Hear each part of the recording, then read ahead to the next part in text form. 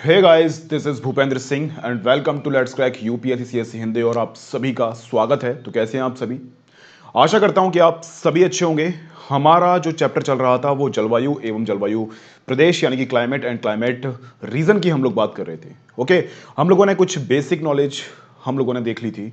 देखो, आप ध्यान रखना कि ये जो हम लोग जलवायु और जलवायु प्रदेश पढ़ने वाले हैं, इसमें हम लोग जो क्लाइमेटोलॉजी पढ़ के आए हैं, जिसमें कि पछुआ पवनय और हम लोगों ने विभिन्न कटिबंधों के बारे में पढ़ा था, ये एक बहुत बड़ी भूमिका निभाते हैं। अगर आपको ये पछुआ पवनय और ये व्यापारिक पवनय, ध्रुवीय पवनय ये समझ में नहीं आया, अगर आपको ये पता नहीं चला कि किस प्रकार से हवाएं ऊपर उठती हैं, किस प्रकार से निम्न वायुदाब क्षेत्र बनते हैं, किस प्रकार से उच्च वायुदाब क्षेत्र बनते हैं, तो बहुत बड़ी प्रॉब्लम क्रिएट हो सकती है। और ऐसे विद्यार्थी जिन्हें हवाओं के बारे में पता नहीं है, जिसको कटिबंध के बारे में पता नहीं है, तो सॉरी, आपको ये चैप्टर समझ में नहीं आएगा। ओके, ऐसे बच्चे जा सकते हैं आराम से। ओके, चलो ठीक है, ये बात हमारी हो गई है।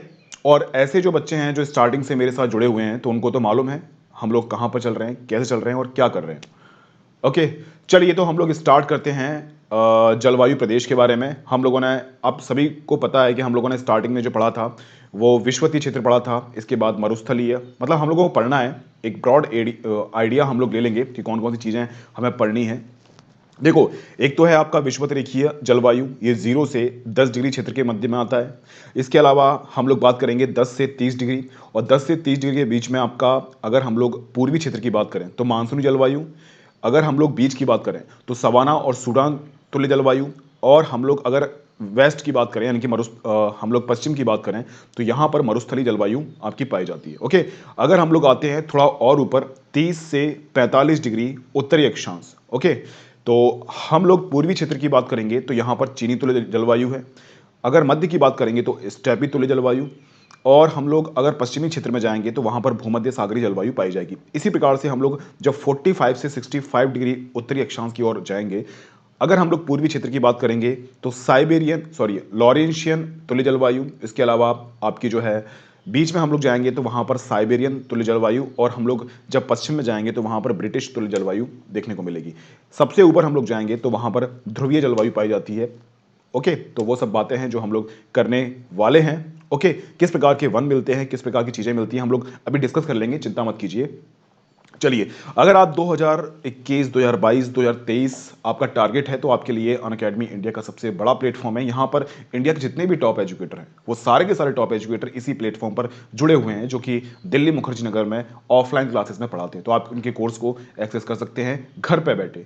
इससे अच्छी अपॉर्चुनिटी आपको कहाँ मिलेगी? क्या मिलेगा आपको यहाँ पर आप एजुकेटर के साथ डायरेक्ट इंगेज हो जाओगे, यानी कि आपको जो भी डाउट आता है वो सभी डाउट आप पूछ सकते हैं। वहाँ पर स्टूडेंट्स बहुत कम होते हैं, तो आपके पर्सनल डाउट्स वहाँ पर ले सकते हैं, और वहाँ पर डाउट क्लियरिंग सेशन भी होता है, तो आप अपने डाउट को पूछ सकते हैं।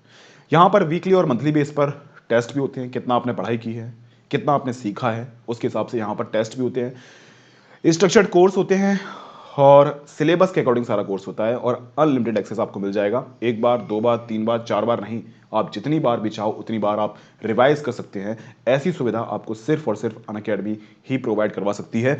यहाँ पर आपको सिंपली कुछ नहीं करना है, अनअकैडमी लर्निंग ऐप डाउनलोड करना है, यूपीएससी सीएससी पे क्लिक करना है, उसके बाद फीस का ऑप्शन आ जाए। कितनी फीस है अभी मैं आपको बता दूंगा, जितने भी नए बच्चे हैं वो मेरे बारे में नहीं जानते हैं तो वो देख लें। इंडिया के जितने भी टॉप एजुकेटर हैं आप देख सकते हैं, सभी टॉप एजुकेटर इसी प्लेटफॉर्म पर पढ़ाते हैं। उनके कोर्स को आप एक्सेस कर सकते हैं। लगभग 15,519 कोर्स यहाँ पर अवेलेबल हैं, और लाइव भी चलते हैं और रिकॉर्डेड वीडियो भी अवेलेबल हैं। आप सिलेबस अपने हिसाब से 4 महीने, 8 महीने, जितना जल्दी आप करना चाहते हो उतना जल्दी आप कर सकते हो। ऐसी सुविधा आपको ऑफलाइन क्लासेस में देखने को नहीं मिलेगी। यहाँ पर फीस स्ट्रक्चर है, आप चाहो तो प्लस ले सकते हो, आप चाहो तो आइकॉनिक ले सकते हो।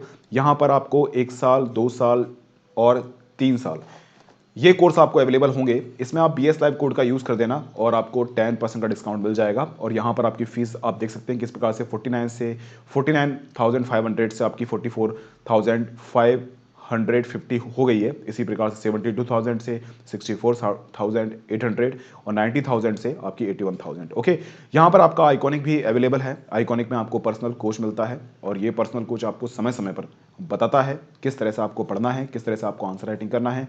ओके, और BS लाइव कोड का यूज़ करोगे तो आप जानते ही हैं 8 से लेकर 10 बजे का जो टाइम होता है, उस टाइम में आप लोगों के डाउट मैं क्लियर करता हूँ। ओके, तो आप BS लाइव कोड का यूज़ करते हुए आप आ सकते हैं। चाहो तो आप किसी भी एजुकेटर का यूज़ करना कोड, है ना, लेकिन मेरी टीम का हिस्सा बनना है तो आप BS लाइव कोड का यूज़ करें। 1 साल, 2 साल और ये 3 साल इसकी फ़ीस आप देख सकते हैं, और यहाँ पर भी आपको 10% का डिस्काउंट मिलेगा अगर आप मेरे थ्रू आप आओगे तो। यहाँ पर ऑप्शनल सब्जेक्ट भी है, ऑप्शनल सब्जेक्ट भी आप एक्सेस कर सकते हैं। इसके लिए अलग से फीस आपको देनी पड़ेगी। आप चाहो तो केवल और केवल आपको ऑप्शनल पढ़ना है तो ऑप्शनल भी यहाँ पर अवेलेबल है। यहाँ पर भी आप BS लाइव कोड का यूज़ करते हुए 10% का डिस्काउंट पा सकते हैं। आप मेरी टीम का हिस्सा बन जाओगे। आपको सारी चीज़ों कौन से कोर्स आपको एक्सेस करने हैं, कब कौन सा कोर्स लॉन्च हो रहा है, ये सभी चीज़ें मैं आपको बताऊंगा। किस टीचर से आपको कौन सा सब्जेक्ट आपको पढ़ना है। ओके, ये सब चीज़ें हैं जो आपको देखने को मिलेंगी। काफ़ी इंटरेस्टिंग चीज़ें हैं। चलिए तो हम लोग अपने वापस टॉपिक पर आते हैं और देखते हैं कि हम लोगों ने आज क्या स्टार्ट करना है। तो आज आपका ये चैप्टर खत्म हो जाएगा, विश्वास मानिए। इसके बाद कोई सा भी क्वेश्चन आपका आ जाए, किसी का भी, चाहे वो किसी भी एग्जाम का हो, छूटेगा नहीं। ज्योग्राफी आपकी इतनी धांसू हो चुकी है कि मेरे हिसाब से आपको कहीं भी किसी भी प्रकार की समस्या का सामना नहीं करना पड़ेगा। एक बार हम लोग देख लेते हैं कि हम लोग पढ़ क्या रहे हैं, क्योंकि प्रॉब्लम यह है कि आप लोग भूल बहुत जल्दी जाते हो। एक बार मैं आपको बता देता हूं कि हम लोग यहां पर हैं। देखो, हम लोग देखो उत्तरी अक्षांश की बात कर रहे हैं। कुछ बेल्टों में हम लोगों ने इसको बांट लिया है। देखो, सबसे पहले ये लाइन सीधी नहीं खिंच रही है, लेकिन मान लेना कि सीधी है। ये आपका 0 से 10 डिग्री है। इसको भी हम लोग 3 भागों में डिवाइड करेंगे। एक है आपका ये पूर्वी, और एक है आपका मध्य, और एक है आपका पश्चिमी। थोड़ा हम लोग और आगे बढ़ेंगे इसको, और आगे लाइन को हम लोग खींच लेंगे, है ना। और हम लोग आगे बढ़ते हुए यहाँ पर आपका जो डिग्री है वो आपका 30 डिग्री आ गया है। ओके, इसको भी हम लोग 2-3 भागों में डिवाइड कर लेंगे, पूर्वी, पश्चिमी और आपका ये मध्य। आगे हम लोग और बढ़ेंगे, एक लाइन और खींच लेंगे, और हम लोग आगे बढ़ते हुए जो है 45 डिग्री पर पहुंच गए। इसको भी हम लोग 3 भागों में डिवाइड कर लेंगे। ओके, पूर्वी, पश्चिमी और मध्य। इसके अलावा हम लोग कितने डिब्बे बन गए हमारे? हाँ, नहीं नहीं नहीं, इसको तो हम लोग एक ही भागों में डिवाइड करेंगे, इसको पूर्वी पश्चिमी भागों में डिवाइड नहीं करेंगे। ओके, एक डिब्बा और बनाएंगे हम लोग, ये होगा हमारा 65 डिग्री का। इसको भी हम लोग 3 भागों में डिवाइड करेंगे। ये आपका 65 डिग्री, ये पूर्वी, ये पश्चिमी और ये आपका मध्य। और इसके ऊपर जो होगा आपका, ये तो आप सभी लोग जानते हैं, कहाँ पर आ गए हम लोग? 90 डिग्री पर आ गए। अब देख लीजिए, अब आराम आराम से हम लोग देखने का प्रयास करेंगे। थोड़ा सा इस मैप को आप समझ लेना, क्योंकि प्रॉब्लम हो सकती है आपको यहाँ पर थोड़ी बहुत। ओके, तो यहाँ पर सबसे पहले हम लोग आते हैं। यहाँ पर कोई भी लाइन नहीं है, ये इसको हम लोगों ने बांटा ही नहीं है। ये है आपका कौन सा क्षेत्र? ये है आपका विषुवतीय रेखीय प्रदेश। थोड़ा सा राइटिंग खराब है, कोशिश करता हूं कि आपको समझ में आ जाए। विषुवत रेखीय प्रदेश, इसकी हम लोग बात करेंगे। ये आपका जो पश्चिमी क्षेत्र है, ये पश्चिमी क्षेत्र है, और सॉरी पूर्वी क्षेत्र है, ये मानसूनी जलवायु है। जो हमारा भारत देश है ना प्यारा सा, वो मानसूनी जलवायु क्षेत्र में आता है। ओके, यहां पर हम लोग बात करेंगे कौन सा है ये आपका? ये है आपका सवाना या फिर सूडान तुल्य जलवायु। इसको हम लोग यहां लिख देते हैं, सवाना या सूडान टाइप की जलवायु। हम लोगों ने विशेषताओं की बात कर रहे थे इन सभी लोगों की। हम लोगों ने विषुवतीय रेखीय प्रदेश की विशेषताओं के बारे में बात कर ली थी। हम लोगों ने मानसूनी जलवायु की बात कर ली थी। ओके, हम लोगों ने ये जो आपका पश्चिमी क्षेत्र है, ये मरुस्थलीय है, मरुस्थलीय है, इसकी भी हम लोगों ने बात कर ली थी। ध्यान रखना, ये मरुस्थलीय है। हम लोगों ने देखा था कितनी बारिश होती है ना, कितना तापमान होता है, तापांतर अधिक होता है या फिर ज़्यादा होता है। इसके बाद हम लोग बात करेंगे थोड़ा सा 30 टू 45 डिग्री के क्षेत्र में आएंगे, और ये हमारा जो है वो कौन सा क्षेत्र है? ये हमारा पूर्वी क्षेत्र है। इसको हम लोग क्या बोलते हैं? इसको हम लोग चीन तुल्य जलवायु बोलते हैं। और इसकी विशेषता मैंने आपको बताई थी कि ये पछुआ और व्यापारिक पवन है, दोनों से ये वर्षा प्राप्त करता है। ओके, आगे देख लीजिए, यहाँ पर आपकी है स्टेपी तुल्य जलवायु। यहाँ पर बड़े बड़े घास के मैदान आपको मिलेंगे, और यहाँ पर आपका आता है 30 टू 45 के पश्चिमी क्षेत्र में। इसे हम लोग क्या बोलते हैं? इसे हम लोग बोलते हैं भूमध्य सागरीय। क्या बोलते हैं? भूमध्य सागरीय जलवायु। ये आपका आ गया। इसके ऊपर हम लोग बढ़ेंगे, यहां पर आपका आएगा साइबेरियन। साइबेरियन थोड़ा सा देख लेना, साइबेरियन, इसको हम लोग टैगा के नाम से भी जानते हैं। इसके फिर 45 टू 65 के हम लोग पश्चिमी क्षेत्र में आएंगे, तो यहाँ पर आपको मिलेगी, ये है ब्रिटिश तुल्य जलवायु। कौन सी है? ब्रिटिश तुल्य जलवायु।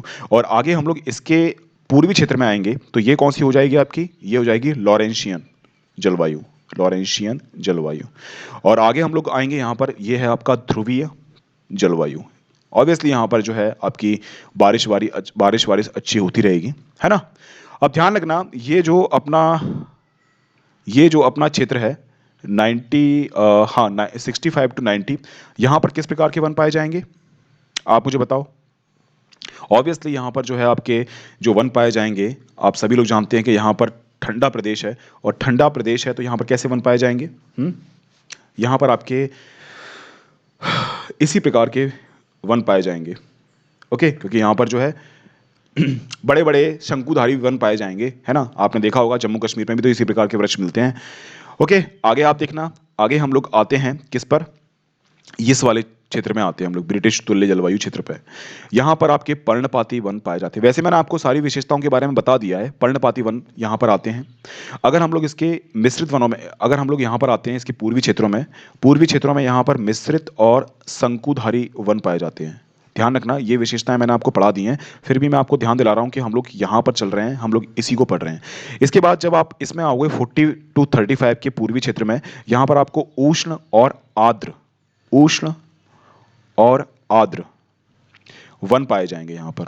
ओके, और हम लोग मानसूनी प्रदेश में आए तो मानसूनी प्रदेश में तो आप सभी लोग जानते हैं किस प्रकार के वन पाए जाते हैं, मानसूनी वन पाए जाते हैं, मानसूनी वन पाए जाते हैं। ओके, और यहाँ पर आप देखोगे विषुवत रेखीय प्रदेश में कैसे पाए जाएंगे, विषुवतीय वर्षावन, क्योंकि यहाँ पर वर्षा अधिकतर होती रहती है। और ये मरुस्थल में तो आप जानती है कटीली झाड़ियाँ वगैरह पाई जाएंगी, है ना। इस प्रकार से हम लोगों ने पूरे विश्व को हम लोगों ने कुछ जलवायु क्षेत्रों में बांट दिया। और मैंने आपको बताया था कि इन जलवायु प्रदेशों में मुख्य रूप से हम लोग किसको काउंट करते हैं, एक तो आपका बारिश हुई यानी कि वर्षा की मात्रा के आधार पर हम लोग देखते हैं कि कहां पर कितनी बारिश होगी, और उसके हिसाब से हम लोगों ने बांट दिया। दूसरा था हमारा वनस्पति, और तीसरा था हमारा कौन सा, ये था आपका तापमान। ये तीन के आधार पर हम लोगों ने बांट दिया पूरे विश्व को। ओके, तो ध्यान रखना, हम लोगों ने वर्षा, वनस्पति और तापमान के आधार पर पूरे विश्व को कुछ हम लोगों ने जलवायु प्रदेश में बांट दिया।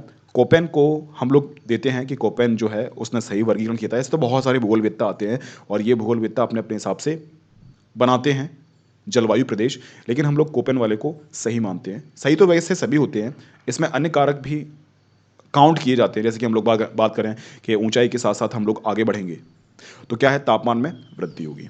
ओके, तो कुछ मैन हम लोगों ने मान लिए कि वर्षा, वनस्पति और तापमान ये एक मेजर कारक होते हैं जो विश्व की जलवायु को प्रभावित करने के लिए एक बहुत बड़ी भूमिका निभाते हैं। चलिए, हम लोगों ने ये बात कर ली थी, वापस हम लोग आते हैं। देखो, हम लोगों ने जो बात कर ली थी, मैं आपको पहले बता दूं कि विषुवत रेखीय जलवायु प्रदेश की विशेषताओं के बारे में मैंने आपको बता दिया था। मैंने आपसे कहा था कि विषुवत रेखीय प्रदेश आपके बहुत ज़्यादा महत्वपूर्ण है, यहाँ से क्वेश्चन बनने की संभावना आपकी होती है। ओके, सेकंड हम लोगों ने जो बात की थी वो उष्ण कटिबंधीय मानसूनी प्रदेश। चूंकि आप सभी लोग जानते हैं हमारा भारत देश किस में आता है, मानसूनी प्रदेश में आता है, तो हमारे लिए महत्वपूर्ण है कि हमारे देश में किस प्रकार की जलवायु है, किस प्रकार की वनस्पति पाई जाती है, किस प्रकार का तापमान पाया जाता है। ओके, आगे हम लोग बात करेंगे, ये है सवाना तुल्य जलवायु। इसको भी हम लोग पढ़ चुके हैं, इसकी विशेषताओं के बारे में पढ़ चुके हैं, किस प्रकार की वनस्पति मिलती है, तापमान कितना होता है, बारिश कितनी होती है। मरुस्थलीय प्रदेश आप सभी लोग जानते हैं, कटीली झाड़ियाँ, तापमान आपका बहुत कम होता है, तापांतर बहुत अधिक होता है, और अधिकांश मरुस्थल आपको पश्चिमी भागों में देखने को मिलेंगे। चूंकि मरुस्थल के लिए बहुत सारी कंडीशन जिम्मेदार होती हैं, उसमें से एक जिम्मेदार कंडीशन है आपकी जलवायु। ओके, मरुस्थल की हम लोगों ने बात नहीं की थी, हमें मरुस्थलीय जलवायु प्रदेश है उसकी विशेषताओं के बारे में पढ़ना है, और आज ये चैप्टर खत्म हो जाएगा। और ध्यान रखना, इसके आगे की कंटिन्यू क्लास जो होगी वो कल सुबह आपकी होगी, और कुछ क्लासेस मैं आपकी स्पेशल क्लास में लूँगा। ओके, यूट्यूब क्लास की ही कंटिन्यू क्लास होगी वो स्पेशल क्लास। तो आप यहाँ से जब भी मैं आपको नोटिफिकेशन डालूं कि आज आपकी स्पेशल क्लास है, कल आपकी स्पेशल क्लास होगी, ध्यान रखना स्पेशल क्लास आपकी, इसके बाद जस्ट इस लेक्चर के बाद जो है आपकी स्पेशल क्लास होने वाली है। ध्यान रखना, ये स्पेशल क्लास होगी 8 से 9 बजे के बीच में, और सबके लिए फ्री है। उसमें हम लोग आज जो पढ़ा है ना, उसके आगे का चैप्टर हम लोग पढ़ेंगे। ओके, ध्यान रखना, special class Unacademy app download कर लेना, स्पेशल क्लास होगी, सभी के लिए फ्री है। और यूट्यूब यानी कि ये जो सेशन है, इस सेशन के बाद हम लोग कंटिन्यू वहाँ करेंगे। ध्यान रखना जितने भी बच्चे ऐसे हैं वो वहाँ पर आ जाएं, जिससे कि आपको दिक्कत ना आए और आपका सिलेबस ढंग से चलता रहे। ओके, चलिए तो हम लोग स्टार्ट करते हैं अब मरुस्थलीय जलवायु प्रदेश के बारे में। उसके बाद देखो हम लोग हिस्ट्री स्टार्ट करने वाले हैं, और हिस्ट्री में जितनी भी आपकी मेन मेन एनसीईआरटी है, उन मेन मेन एनसीईआरटी को हम लोग खत्म कर देंगे। कुछ हम लोग देखो हम लोग अब जो है थोड़ा सा ऐसे खेलेंगे हिस्ट्री में।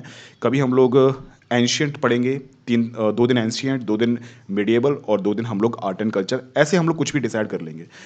जहाँ तक कि मैं मानता हूँ कि हम लोग आधुनिक भारत का इतिहास पर ज़्यादा फोकस करें तो ज़्यादा अच्छा रहेगा आपके लिए भी, और है ना, और जितने भी बच्चे ऐसे हैं जो तैयारी कर रहे हैं तो उनके लिए भी काफ़ी महत्वपूर्ण हो जाएगा। चलिए तो आगे हम लोग पढ़ते हैं। बाकी तो आप सभी समझदार हैं कैसे मैं पढ़ाता हूँ, क्या मेरा तरीका है, और मैं ऐसा क्यों कर रहा हूँ, है ना, वो सभी आप जानते हैं और मुझे बताने की आवश्यकता है नहीं है बार बार। चलिए तो हम लोग स्टार्ट करते हैं मरुस्थलीय जलवायु प्रदेश। और मरुस्थलीय जलवायु प्रदेश में आप सभी लोग जानते हैं क्या विशेषता होती है। ध्यान रखना, ये जो मरुस्थलीय जलवायु प्रदेश होते हैं वो 15 डिग्री से 30 डिग्री अक्षांश के बीच महाद्वीपों के पश्चिमी किनारों पर पाए जाते हैं। आप मैक्सिमम मरुस्थल देखोगे तो आपको वहीं पर देखने को मिलेंगे। 1 मिनट में मैप में आपको दिखा देता हूँ कि कहाँ पर आपके मरुस्थल प्रदेश हैं। या आप यहाँ पर देख सकते हैं, ये सोनोरन और मोजावे डेजर्ट है। यहाँ पर आप देख सकते हैं ये भी एक तरह का मरुस्थल है। यहाँ पर आप देख सकते हैं ये गोबी डेजर्ट है। ओके, ये गोबी डेजर्ट है, लेकिन इसके लिए दूसरे कारक हैं बनने के लिए, ध्यान रखना। यहाँ पर आप देख सकते हैं ये पूरा सहारा डेजर्ट है। आप देख सकते हैं ये सऊदी अरेबिया वाला, कतर, बहरीन, ये सभी जो हैं आपके मरुस्थल में आते हैं। इसमें भारत का थार मरुस्थल भी आता है जिसमें जैसलमेर, हाँ ओके, ये सब चीज़ें आती हैं। यहाँ पर आप देख सकते हैं ये भी आपका ऑस्ट्रेलिया, 1 मिनट आप ऊपर देख लो, शायद मेरे से आपको दिख नहीं रहा हो। ये ऑस्ट्रेलिया का ऊपर वाला ये पश्चिमी क्षेत्र है, यहाँ पर भी आपको मरुस्थल देखने को मिलेंगे। ऊपर आप देख सकते हैं ये भी मरुस्थल, ये भी मरुस्थल, ये कालाहारी डेजर्ट। ओके, तो कुछ मरुस्थलों के नाम आपको, मेन मेन जो मरुस्थल हैं उसके नाम आपको याद होने ही चाहिए। ओके ओके, ये कुछ मरुस्थल के नाम मैंने आपको बता दिए जो आपको मालूम होने ही चाहिए।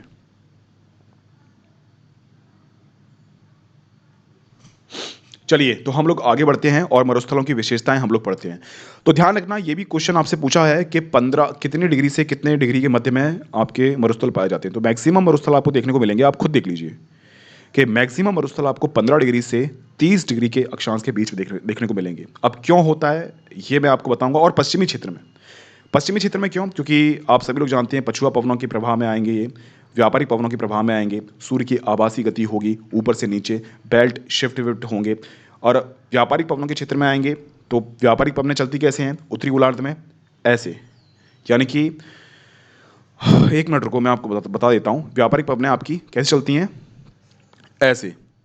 लेकिन कभी कभी क्या होता है कि पछुआ पवनों के क्षेत्र में आता है, और 1 मिनट रुको, हाँ, ये व्यापारिक पवनें ऐसे नहीं चलती, ऐसे चलती हैं व्यापारिक पवनें।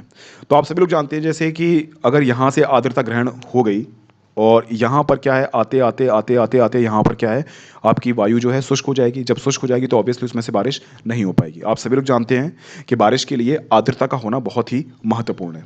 ओके, तो ये मैंने आपको बेसिक कंसेप्ट आपके बेल्ट वाले चैप्टर में पढ़ा दिया था। अब ध्यान रखना, आगे जो मैं आपको विशेषताओं के बारे में बताना चाहता हूँ उसको ध्यान से पढ़ना। ये एशिया का जो थार मरुस्थल है, ये कुछ आपके एग्जाम्पल हैं जो आपको ध्यान रखना है, जो इस प्रकार के डेजर्ट हैं यानी कि मरुस्थल हैं। इसी प्रकार से दक्षिण अमेरिका का जो आटाकामा मरुस्थल है, ये आप देख सकते हैं, आटाकामा मरुस्थल है ये। इसके बनने के लिए भी जो धाराएं होती हैं वो जिम्मेदार होती हैं, प्रतिचक्रवाती दशाएं जो होती हैं वो जिम्मेदार होती हैं। इसी प्रकार से आप जाओगे उत्तरी अमेरिका में, आप ये उत्तरी अमेरिका देख सकते हैं। यहाँ पर ये जो आपको डेजर्ट दिख रहा है ये सोनोरन और मोजावे वाला डेजर्ट है। ओके, यहाँ पर ऑस्ट्रेलिया के पश्चिम में आप जाओगे तो यहाँ पर आप देख सकते हैं ये ग्रेट विक्टोरिया डेजर्ट है। अफ्रीका के सारा डेजर्ट में आप जाओगे तो ये आपका सारा डेजर्ट है, और ये आपका कालाहारी डेजर्ट है, बीच में आपको दिख रहा होगा ऊपर की साइड। ओके, मैंने आपको जूम करके भी दिखा दिया था। कुछ डेजर्ट हैं जो आपको ध्यान रखने हैं, और दूसरी बात यह है कि आपको ध्यान रखना है कि ये 15 से 30 डिग्री के मध्य में ही पाए जाते हैं। ध्यान रखना, यहाँ पर जो आपकी बारिश होती है वो शुष्क बारिश होती है, और हम लोग बात करते हैं औसत बारिश की, तो यहाँ पर लगभग 25 सेंटीमीटर बारिश होती है, या फिर इससे कम भी हम लोग बोल सकते हैं। यहाँ पर कहीं कहीं 15 सेंटीमीटर भी बारिश होती है। अब ध्यान रखना, हम लोग जो पढ़ने वाले हैं उसको ध्यान रखना, क्योंकि यहाँ पर जो मरुस्थल पाए जाते हैं वो क्यों पाए जाते हैं इसके बारे में हम लोग चर्चा करने वाले हैं। क्वेश्चन बनेगा आपका प्रीलिम्स का और मेंस का, वो यही इसी कंसेप्ट से बनेगा। ध्यान रखना, पहली बात तो ये है कि यहाँ पर जो मरुस्थल बनते हैं 15 से 30 डिग्री के मध्य में, उसका प्रमुख रीज़न ये है कि यहाँ पर चक्रवात नहीं होते हैं, और चक्रवात नहीं आते इसलिए यहाँ पर क्या है, कभी बारिश वारिश नहीं हो पाती, शुष्कता बढ़ती जाती है, वाष्पीकरण लगातार बढ़ता जाता है, जिसके कारण यहाँ पर जो है मरुस्थल बन जाते हैं। ध्यान रखना, ये जो प्रदेश होते हैं 30 से 15 डिग्री वाले अक्षांश वाले प्रदेश होते हैं, ये इतना दूर होते हैं कि ITCZ का प्रभाव यहाँ पर नहीं हो पाता, यानी कि जो बेल्ट वगैरह होते हैं ना वो शिफ्ट होते हैं, जैसे कि बारिश वारिश होती है, आपके कभी पछुआ पवनों के क्षेत्रों में आते हैं, कभी व्यापारिक पवनों के क्षेत्र में आते हैं, तो पछुआ और व्यापारिक पवनों का यहाँ पर प्रभाव नहीं पड़ता है, इसीलिए यहाँ पर ढंग से बारिश नहीं हो पाती, इसीलिए यहाँ पर जो है मरुस्थल बन जाते हैं। आगे आप ध्यान रखना, कुछ और मैं आपको बता रहा हूँ।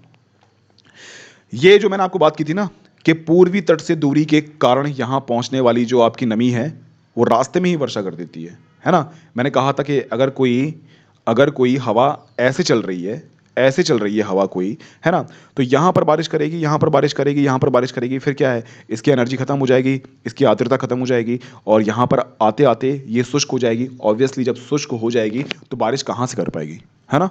ये आप ध्यान रखना कि ये जो हवाएं होती हैं ये हवाएं शुष्क हो जाती है, इसलिए मैक्सिमम आपके जो मरुस्थल होते हैं वो पश्चिमी भागों में आपको देखने को मिलते हैं। ध्यान रखना, कुछ कुछ मरुस्थल ऐसे होते हैं जो कि प्रति चक्रवाती दशाएं होती हैं, उनके कारण जो है वहाँ पर बारिश नहीं होती है। यहाँ पर आप देख सकते हो ये आपका अमेरिका है और ये आपका सोनोरन मोजावे डेजर्ट है। मैंने आपको कहा था ना कि कुछ ठंडी जलधाराएं होती हैं, उनके प्रभाव से प्रति चक्रवाती दशाएं उत्पन्न होती हैं, और प्रति चक्रवाती दशाओं के कारण यहाँ पर जो है बारिश नहीं हो पाती है। यहाँ पर आपकी जो सोनोरन और मोजावे डेजर्ट उत्तरी अमेरिका में आपको दिख रहा है, यहाँ पर आपकी कौन सी धारा चलती है, कैलिफोर्निया की ठंडी जलधारा। और जहाँ जहाँ पर भी ठंडी जलधारा होगी ना, वहाँ पर प्रति चक्रवाती दशाएं उत्पन्न होंगी और वहाँ पर मौसमी घटनाएं देखने को नहीं मिलेंगी। मौसम जो आकाश होगा वो बिल्कुल साफ होगा। आगे हम लोग बात करते हैं, यहाँ पर आपको ज़्यादा वनस्पतियों की विविधता देखने को नहीं मिलेगी। यहाँ पर जो आपको वनस्पतियाँ मिलेंगी वो कुछ कटीली झाड़ियाँ मिलेंगी आपको, है ना। आप सभी लोग जानते हैं ना इस बात को कि भाई प्रकाश संश्लेषण के माध्यम से ही पौधों का विकास होता है। अब प्रकाश संश्लेषण ही नहीं हो पाएगा, वहाँ पर पानी नहीं होगा, क्योंकि प्रकाश संश्लेषण के लिए पानी एक बहुत बड़ी भूमिका निभाता है ना। अब प्रकाश संश्लेषण नहीं होगा, पानी वहाँ पर नहीं होगा, प्रकाश संश्लेषण तो होगा कि तापमान तो वहाँ पर आ रहा है अच्छा खासा, लेकिन पानी नहीं है ना। जैसे कि आपके पास भोजन हो लेकिन आपके पास पानी नहीं है ना, तो भोजन बनाने में भी तो पानी की आवश्यकता पड़ती है ना।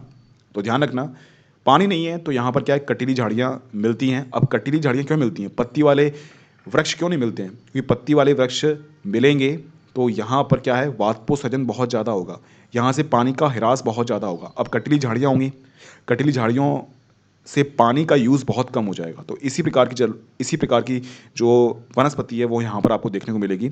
रेगिस्तान में जैसे कि आप लोग राजस्थान से संबंधित होंगे तो आपने देखी होगी कटीली झाड़ियाँ किस प्रकार की होती हैं। हरियाणा में और आप पश्चिमी उत्तर प्रदेश में जाओगे तो किस प्रकार की जलवायु आपको देखने को मिल जाएगी। ओके, ध्यान रखना, यहाँ की जो कटीली झाड़ियाँ होती हैं उनमें अंदर, वो जो कटीली झाड़ियाँ होती हैं उनकी जड़ें बहुत अंदर तक होती हैं, अंदर तक, क्योंकि आप सभी लोग जानते हैं ऊपर से तो इनको जो है पानी वानी नहीं मिल पाएगा, और नीचे से इनको जो है बहुत मेहनत करनी पड़ती है, तो इनकी जड़ें जो है अधिक गहराई तक पाई जाती हैं। ऊपर आप देखोगे तो ऊपर इतना इनका विकास नहीं होगा। ये मान लीजिए कुछ नाक फनी टाइप की है, ऊपर इतना विकास नहीं होगा, इनमें पत्तियाँ भी बहुत कम पाई जाएंगी, है ना। पत्तियाँ पाई भी जाएंगी तो बहुत छोटी छोटी पत्तियाँ यहाँ पर होंगी। ध्यान रखना, यहाँ पर तापांतर जो होता है, तापांतर का मतलब कि तापमान में अंतर, कभी ठंडा और कभी गर्म। सर्दियों में आप देखोगे तो तापमान आपका बहुत ही कम देखने को मिलेगा, लगभग 5 डिग्री सेल्सियस आपको देखने को मिल जाएगा। ओके, और गर्मियों में आप देखोगे तो 55 तक यहाँ पर तापमान पहुँच जाता है। तो सहारा डेजर्ट की हम लोग बात करते हैं तो ठंडी और सर्दी दोनों में तापमान बहुत बेकार टाइप का होता है, तापांतर बहुत अधिक देखने को मिलता है। इसके अलावा हम लोग विषुवतीय क्षेत्र की बात करें तो आप मुझे बताओ, विषुवतीय क्षेत्र में तापांतर कैसा होता है, अधिक होता है या फिर ज़्यादा होता है। ओके, तो आप समझ सकते हैं कि वहाँ पर तापांतर बहुत कम होता है, यही विशेषता है, क्योंकि वहाँ पर अधिकतर बारिश होती रहती है। इसके बाद हम लोग नेक्स्ट उस पर आते हैं, भूमध्य सागरीय जलवायु प्रदेश। कौन सा है ये, भूमध्य सागरीय जलवायु प्रदेश, या फिर इसको हम लोग रूम सागरीय जलवायु प्रदेश के नाम से भी जानते हैं। अब देखना यहाँ पर किस प्रकार की वनस्पति पाई जाती है, तापांतर किस प्रकार का होता है, यहाँ बारिश होती है या फिर नहीं होती है, इसको हम समझने का प्रयास करेंगे। तो ध्यान रखना, इसका नाम भूमध्य सागरीय प्रदेश क्यों पड़ा है, क्योंकि भूमध्य सागरीय जलवायु प्रदेश क्यों पड़ा है? क्योंकि ये जो जलवायु है भूमध्य सागर के आसपास के रीजन में ही पाई जाती है। आप देख सकते हैं ये आपका भूमध्य सागर है और किस प्रकार से आसपास के क्षेत्रों में इस प्रकार की जलवायु पाई जाती है। ओके, तो आसपास के क्षेत्र में विकसित होने के कारण ही इसका नाम भूमध्य सागरीय प्रदेश जलवायु रखा गया है। ओके, ध्यान रखना यहाँ पर जो आपकी ग्रीष्म ऋतु होती है यानी कि जो आपकी गर्मी वाला जो मौसम होता है वो आपका शुष्क होता है, यानी कि वहाँ पर ग्रीष्म ऋतु में आपकी बारिश नहीं होती है। ध्यान रखना यहाँ पर जो अधिकांश बारिश होती है वो शीत ऋतु में बारिश होती है। कहाँ पर? शीत ऋतु में बारिश होती है। जब सर्दियाँ पड़ती हैं तो सर्दियों में बारिश होती है। हमारे देश में सर्दियों में बारिश होती है क्या? आप मुझे बताओ, हमारे देश में बारिश कब होती है? तो ग्रीष्म ऋतु के बाद ही तो आपकी बारिश होती है, सर्दियों में आपकी बारिश नहीं होती है। लेकिन यहाँ पर शीत ऋतु में बारिश होती है। क्यों? क्योंकि ये क्षेत्र पछुआ पवनों के क्षेत्रों में आ जाता है, इसलिए शीत ऋतु में बारिश होती है। ध्यान रखना ये जो अक्षांश है यानी कि इसका जो विस्तार है, इस जलवायु प्रदेश का जो विस्तार है, ध्यान रखना भूमध्य रेखा के दोनों ओर 30 से 40 डिग्री अक्षांश के मध्य महाद्वीप के पश्चिमी भागों में। मैंने आपको अभी स्टार्टिंग में मैप दिखाया था, एक चित्र बनाया था जिसमें मैंने आपको बताया था कि कहाँ पर आपकी भूमध्य सागरीय जलवायु है, कहाँ पर आपकी मरुस्थल है, कहाँ पर आपकी मानसूनी जलवायु है, कहाँ पर आपकी विषुवत जलवायु है। सब मैंने आपको बताया था, तो वही फिगर आपको फिर से इमेजिन करना है। ओके, चलिए तो आगे हम लोग देखते हैं। हम लोगों ने बात कर ली कितने अक्षांश में ये पाया जाता है। ध्यान रखना कुछ मैं आपको रीज़न बता रहा हूँ, है ना। ये रीज़न अगर आप समझ गए तो आपको ये जो है आपको समझ में आ जाएगा किस प्रकार से ग्रीष्म ऋतु में बारिश नहीं होती है, शीत ऋतु में बारिश होती है। देखना, ग्रीष्म काल में उत्तरायण की स्थिति के कारण वायुदाब की सभी पेटियां उत्तर की ओर खिसक जाती हैं। ग्रीष्म काल हुआ, उत्तरायण की स्थिति आई और वायुदाब पेटियां आपकी ऊपर की ओर शिफ्ट हो गई। ओके, जिसके कारण इन जलवायु प्रदेशों में उपोष्ण कटिबंधीय उच्च वायुदाब का विस्तार होता है। किसका विस्तार होता है? उपोष्ण कटिबंधीय उच्च वायुदाब का विस्तार होता है। कब? ग्रीष्म काल में। अच्छा, आप मुझे बताओ कि ग्रीष्म काल में जब उपोष्ण कटिबंधीय उच्च वायुदाब क्षेत्र की पेटी यहां पर विकसित होगी तो आप मुझे बताओ कि वहां पर बारिश होगी या फिर नहीं होगी? आप मुझे बताओ, क्योंकि ये कंसेप्ट हम लोग पहले पढ़ चुके हैं। तो यार आप सभी लोग जानते हैं ना, जब उच्च वायुदाब क्षेत्र होगा तो हवाएं वहां पर अवतलित होंगी। हवाएं जब अवतलित होंगी तो वहां पर क्या है? वहां पर प्रति चक्रवाती दशाएं उत्पन्न हो जाएंगी। अब प्रति चक्रवाती दशाएं उत्पन्न होंगी तो आप मुझे बताओ बारिश होगी या फिर नहीं होगी? इसीलिए ग्रीष्म काल में आपकी बारिश नहीं होती है। कब? भूमध्य सागरीय क्षेत्र में। समझना है आपको। देखो, ये कंसेप्ट आप समझ गए ना तो आपको कोई भी दिक्कत का सामना नहीं करना पड़ेगा। ग्रीष्म काल में उत्तरायण हुआ, उत्तरायण होने से ITCZ शिफ्ट हुआ और सभी वायुदाब पेटियां जो हैं ऊपर की ओर शिफ्ट हुई और शिफ्ट होने से क्या है, जो उपोष्ण कटिबंधीय क्षेत्र है वो भूमध्य सागरीय जलवायु क्षेत्र में आ गया। अब यहाँ पर हवाएं अवतलित होंगी और अवतलित होने से यहाँ पर प्रतिचक्रवाती दशाएं उत्पन्न होंगी जिससे बारिश नहीं होगी। तो हम लोग कह सकते हैं ग्रीष्म काल में यहाँ पर बारिश क्यों नहीं होती है। समझ गए क्यों नहीं होती? अब देखना, शीतकाल में जब दक्षिणायन की स्थिति होती है तो वायुदाब की पेटियां दक्षिण की ओर खिसक जाती है। तो ऑब्वियसली जब दक्षिण की ओर खिसकेंगी तो ये जो उपोष्ण कटिबंधीय उच्च वायुदाब की जो पेटी थी वो भी नीचे खिसकेगी। अब देखना यहां पर क्या है, अब ये जो क्षेत्र है पछुआ पवनों के क्षेत्रों में आ जाएगा। अब पछुआ पवनों के क्षेत्रों में आने के कारण ध्यान रखना यहां पर क्या है, क्या होगा? यहां बारिश होगी। यहां पर क्या है, ये मध्य अक्षांश क्षेत्रों में आ जाएगा और मैंने कहा था कि जो भी क्षेत्र मध्य अक्षांश क्षेत्रों में आएगा वहां पर चक्रवात आएंगे और चक्रवात आने से यहां पर क्या है, बारिश भी होगी। तो ध्यान रखना ग्रीष्म काल में बारिश नहीं होती है भूमध्य सागरीय प्रदेश में। क्यों नहीं होती है? क्योंकि सभी की सभी वायुदाब पेटियां हैं वो ऊपर की ओर शिफ्ट हो जाती हैं। क्यों शिफ्ट होती हैं? क्योंकि सूर्य जो है आभासी गति करता है और ध्यान रखना सूर्य के आभासी गति के कारण पेटियां शिफ्ट होती हैं। पेटियां शिफ्ट होने से आपका उपोष्ण कटिबंधीय उच्च वायुदाब क्षेत्र भूमध्य सागरीय क्षेत्र में बनता है जिससे हवाएं अवतरित होती हैं और हवाएं अवतरित होने से वहां पर प्रतिचक्रवाती दशाएं उत्पन्न होती हैं।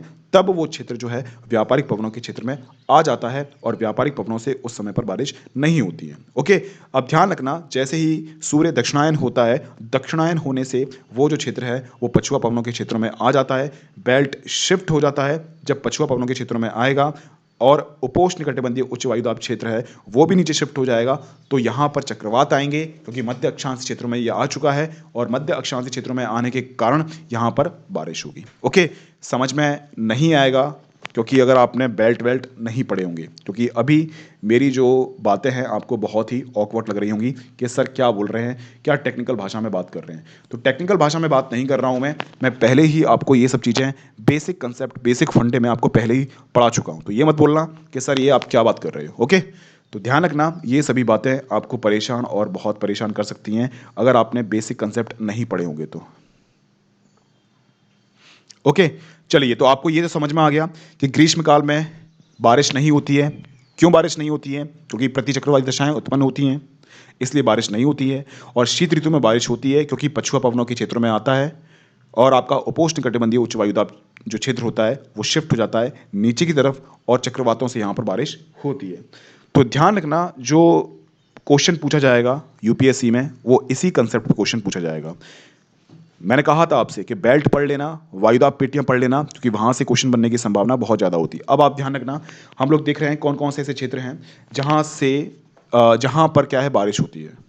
इस जलवायु मतलब ये जो जलवायु प्रदेश होता है वो कौन कौन से देश में पाया जाता है। तो ध्यान ध्यान रखना। अब ध्यान रखना, ये भूमध्य सागरीय क्षेत्र है, उसके आसपास के क्षेत्र ही होंगे ये। जैसे कि हम लोग बात करें फ्रांस की, इटली की, तुर्की की बात करेंगे, हम लोग सीरिया की बात करेंगे, पश्चिमी इजराइल की बात करेंगे, अल्जीरिया की बात करेंगे, उत्तरी अमेरिका की, है ना, उत्तरी अमेरिका में कैलिफोर्निया की, दक्षिणी अमेरिका के चिली की, क्योंकि आप सभी लोग जानते हैं ना इस प्रकार की जलवायु जो नॉर्थ में पाई जाती है उसी बेल्ट में आपकी नीचे की साइड भी तो पाई जाएगी। तो ये दक्षिणी अमेरिका का चिली क्षेत्र है, वहाँ पर भी इसी प्रकार की बारिश होती है, यानी कि सर्दियों में बारिश होती है और भूमध्य सागरीय जलवायु वहाँ पर पाई जाती है। इसी प्रकार से जो आपका दक्षिणी ऑस्ट्रेलिया है ना, वहाँ पर भी इसी प्रकार की जलवायु पाई जाती है, जबकि उत्तरी ऑस्ट्रेलिया में मानसूनी जलवायु। ध्यान रखना, ध्यान रखना, ये जो आपका भूमध्य सागरीय जलवायु है, भूमध्य सागरीय जलवायु विश्व में विख्यात है। किसके लिए? नींबू के लिए, संतरे के लिए, जैतून के लिए, अंजीर के लिए, अंगूर के लिए। ध्यान रखना, यहाँ पर रसेदार फल पाए जाते हैं और यहाँ पर आपकी जो वाइन वगैरह है, वाइन इंडस्ट्री काफ़ी डेवलप है।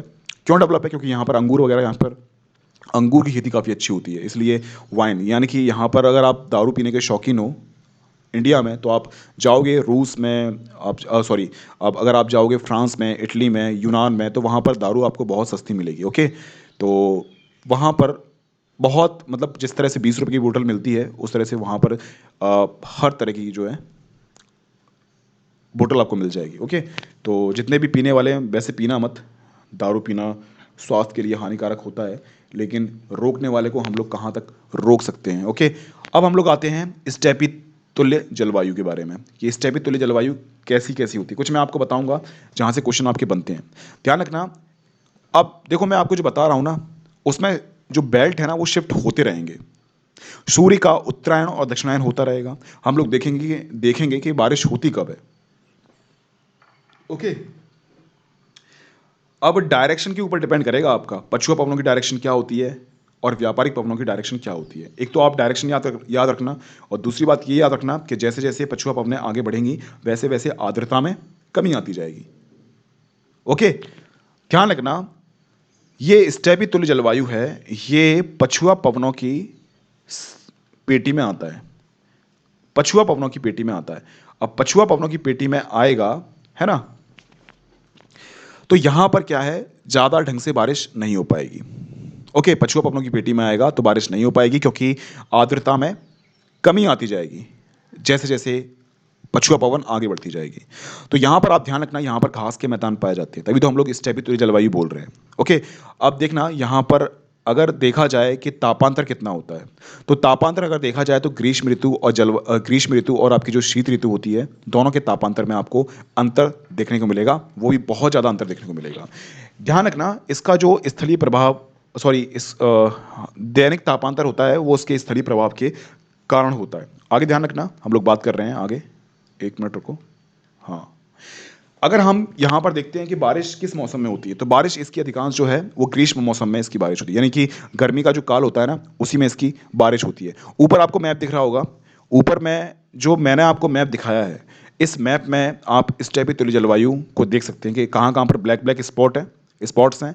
ये ब्लैक ब्लैक स्पॉट्स हैं, वहीं पर आपकी स्टेपी तुल्य जलवायु प्रदेश पाए जाते हैं। ओके, ध्यान रखना, बारिश आपकी ग्रीष्मकाल में होती है, और ध्यान रखना उत्तरी गोलार्ध में सागर से अधिक दूरी होने के कारण यहाँ पर वर्षा कम होती जाती है। क्या उत्तरी गोलार्ध में सागर से कम दूरी है, इसीलिए यहाँ से अधिक दूरी है, इसलिए यहाँ पर कम बारिश होती है। क्योंकि जैसे जैसे पश्चिमी पवन आगे आगे बढ़ेगी तो वर्षा करती जाएगी करती जाएगी करती जाएगी, और जैसे जैसे आगे बढ़ती जाएगी वैसे वैसे इसमें आर्द्रता की कमी हो जाएगी, और आर्द्रता की कमी होनी है तो ऑब्वियसली उसमें क्या है, बारिश कमी होनी है। ध्यान रखना, दक्षिणी गोलार्ध की हम लोग बात करते हैं तो दक्षिणी गोलार्ध में अपेक्षाकृत आपकी अधिक बारिश होती है। क्यों? इसका रीजन आप मुझे बताओ। उत्तरी गोलार्ध में स्टेपितुल्य जलवायु में कम बारिश होती है, लेकिन अगर देखा जाए तो दक्षिणी गोलार्ध में अपेक्षाकृत आपकी अधिक बारिश होती है। इसके पीछे रीजन क्या है? सिंपल सा रीजन है कि उत्तरी गोलार्ध में स्थलखंड ज़्यादा है और दक्षिणी गोलार्ध में स्थलखंड आपका बहुत कम है। इसके कारण जो है आपकी जलवायु प्रभावित होती है। ओके, चलिए आगे हम लोग बात करते हैं। देखना, ये याद करना, ये याद रखना, यहाँ से क्वेश्चन आपके बनते ही बनते हैं। मैं जो आपको जो बता रहा हूँ उसको ध्यान रखना। सवाना कहाँ पर है? अफ्रीका में है। ध्यान रखना, ये है उष्ण कटिबंधीय घास के मैदान। मैं आपको घास के मैदान के बारे में बता रहा हूँ कि घास के मैदान कहाँ कहाँ पर पाए जाते हैं। तो ये है आपके उष्ण कटिबंधीय घास के मैदान। सवाना कहाँ पर पाया जाता है? अफ्रीका में। कंपोस, ये पूछे हुए क्वेश्चन है, मैं आपसे फिर से बोल रहा हूँ, इसको याद कर लेना कर लेना कर लेना, क्योंकि स्टेट पीसीएस में डायरेक्ट आपसे क्वेश्चन पूछेगा वो कि बताओ सवाना घास के मैदान, या फिर आपको जो है यूपीएससी में एक तरफ मैचिंग करने के लिए दे वो कहीं कि एक तरफ आपके जो है घास के मैदान है और एक तरफ आपके देश है, तो कैसे आप जो है पता कर पाओगे।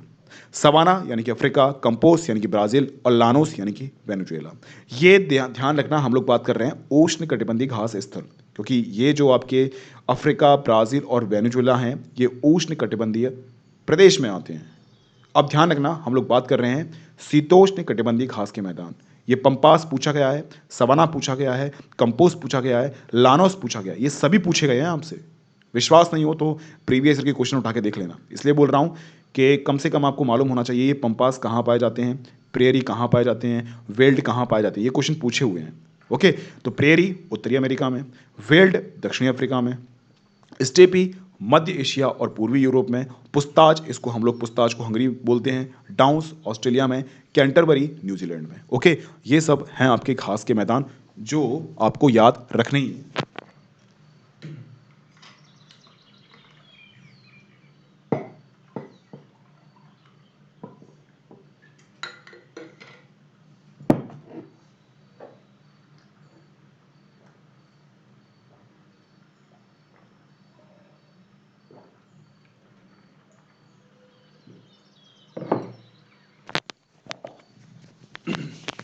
चलिए, तो ये हमारे घास के मैदान पूरे हो चुके हैं। आशा करता हूँ कि आप सभी को समझ में आया होगा। ये है मेरा Telegram group BS live Bhupendra Singh. Okay, BS live Bhupendra Singh. और हाँ, ध्यान रखना कि कोई भी बच्चा पर्सनल कमेंट नहीं मतलब भेजेगा, पर्सनल मैसेज ना तो मेरे व्हाट्सएप पे भेजेगा और ना ही मेरे टेलीग्राम पे भेजेगा, ठीक है ना। ये पर्सनल मैसेज कोई भी नहीं भेजेगा, ध्यान रखना इस बात को। बहुत सारे मैसेज आते हैं और ये सब जो आप कर देते हो ना मैसेज में, वो सही नहीं है। ओके, देखो गलती आपकी नहीं है, आपकी भी एक एज है, इस एज में ये सब चीज़ें होती हैं, लेकिन संभालो अपने आप को और ध्यान रखना, थोड़ा सा डिग्निटी मेंटेन किया करो। कौन सी बात करने लायक है मेरे से और कौन सी बात नहीं करने लायक है, थोड़ा डिग्निटी मेंटेन करना बहुत ज़रूरी है। ओके, तो मैसेज सोच समझ के किया करो कि आप क्या बोल रहे हो। ओके, ये बात है। और दूसरी बात ये है कि क्वेश्चन कुछ भी होता है तो क्वेश्चन तो मैसेज पे मैं वैसे भी रिप्लाई नहीं कर सकता हूँ, है ना। अगर जेन्युइन प्रॉब्लम है तुम्हारी तो आप मुझे कॉल कर सकते हो 8 से 10 बजे के बीच में संडे के टाइम पर, बिना सब्सक्रिप्शन वाले बच्चे। ओके, तुम्हारे लिए भी मैंने अच्छी सुविधाएं कर दी है ना। ये सब चीज़ें आप ध्यान रखना। ये मेरा टेलीग्राम ग्रुप है BS live Bhupendra Singh. Okay, ये टेलीग्राम ग्रुप है, आप इसको ज्वाइन कर सकते हैं। इस पर पूरा हिस्ट्री पड़ा हुआ है, पूरा एंशियंट, मिडिएबल, आर्ट एंड कल्चर सब कुछ पड़ा हुआ है इस पर, तो आप इसको ज्वाइन कर लेना। 11,500 बच्चे हैं, तो आप भी इसका फ़ायदा उठाना। और जो भी सेशन हमारे होते हैं कहाँ होने हैं, यूट्यूब पर होने हैं या फिर स्पेशल में होने हैं, वो सभी मैं टेलीग्राम पर नोटिफिकेशन डाल देता हूँ। ये BS लाइव भूपेंद्र सिंह नीचे आपको दिख रहा होगा, है ना। ये मेरा टेलीग्राम ग्रुप है, यहाँ पर आपको सारी इन्फॉर्मेशन, मेरी क्लास कब होनी है या फिर नहीं होनी है, टेक्निकल इशू आया था या फिर नहीं आया है, ये सभी बातें आपको BS लाइव भूपेंद्र सिंह में देखने को मिल जाएंगी। ओके, इसको ज्वाइन कर लेना, आपकी इच्छा है। और ये BS लाइव है, मेरा कोड है। अगर आप सिस्टमेटिक तरीके से तैयारी करना चाहते हैं तो आप इस कोड का यूज़ करते हुए आप एडमिशन ले सकते हैं और मेरी टीम का हिस्सा बन सकते हैं। क्योंकि आप सभी लोग जानते हैं, जो भी बच्चे मेरे साथ जुड़े हैं पर्सनली मैं ही उनसे बात करता हूँ, कोई असिस्टेंट और कोई मैनेजर बात नहीं करता है। ओके, तो 8 से लेकर 10 बजे का टाइम ऐसा होता है जिसमें मैं उनसे बात करता हूँ। बाकी यूट्यूब और स्पेशल क्लास में तो मैं आपके साथ हुई, अगर आप अफोर्ड नहीं कर सकते हैं ये सब चीज़ों को तो ओके, जितना मेरे से होगा मैं उतना करूँगा। ध्यान रखना, अब हम लोग बात कर रहे हैं कौन सी, हाँ, स्टेपी तुल्य जलवायु है। और स्टेपी तुल्य जलवायु में 2 बातें और छूट गई हैं, ध्यान रखना। यहाँ पर जो वर्षा होती है इसकी विशेषताओं में शामिल है, यहाँ पर बहुत कम वर्षा होती है और यहाँ पर वर्षा अनिश्चित होती है, यानी कि कोई फिक्स नहीं होता है कि कब कौन सी बारिश होगी। कभी कभी लगता है कि यार बारिश होने की संभावना है, लेकिन वहाँ पर बारिश नहीं होती है। कभी कभी लगता है कि भाई बारिश होगी तो बहुत तेज, यानी कि मूसलाधार बारिश होती है। मूसलाधार का मतलब आप समझते हो ना, बिजली कड़कती है, तड़े झंझा होते हैं, बादल कड़कते हैं, उसके बाद जो है बारिश की बड़ी बड़ी जो बूंदें होती हैं वो टपकती हैं। इसको हम लोग मूसलाधार बारिश के नाम से जानते हैं। ध्यान रखना, यहाँ जो बारिश होती है ये संवहनीय प्रकार की बारिश होती है। ओके, क्योंकि यहाँ पर जो है तापमान, आप सभी लोग जानते हैं कि सूर्य की जो किरणें हैं उत्तरायण होने से, सॉरी, सूर्य जो होता है वो उत्तरायण होता है तो सूर्य किरणें यहाँ पर लंबवत पड़ती हैं, तो ऑब्वियसली यहाँ पर जो है संवहनी प्रकार की बारिश होगी। ध्यान रखना, यहाँ पर ग्रीष्म ऋतु में तापमान अधिक होता है और शीत ऋतु में तापमान आपका बहुत कम होता है। अगर हम लोग वर्षा की बात करते हैं तो वर्षा की कमी के कारण इन प्रदेशों में वृक्षों का सामान्यतः अभाव पाया जाता है। मैंने आपको कहा ना, जहाँ पर आपकी वर्षा अच्छी होगी वहाँ पर आपके वृक्ष अच्छे पाए जाएंगे और जहाँ पर बारिश नहीं होगी वहाँ पर आपके वृक्ष नहीं पाए जाएंगे। मैंने आपको कहा था विषुवत रेखीय प्रदेश में वृक्ष पाए जाते हैं बहुत ज़्यादा, इसी प्रकार से उष्णकटिबंधीय प्रदेश में भी आपके वृक्ष पाए जाते हैं क्योंकि वहाँ पर बारिश अच्छी होती है।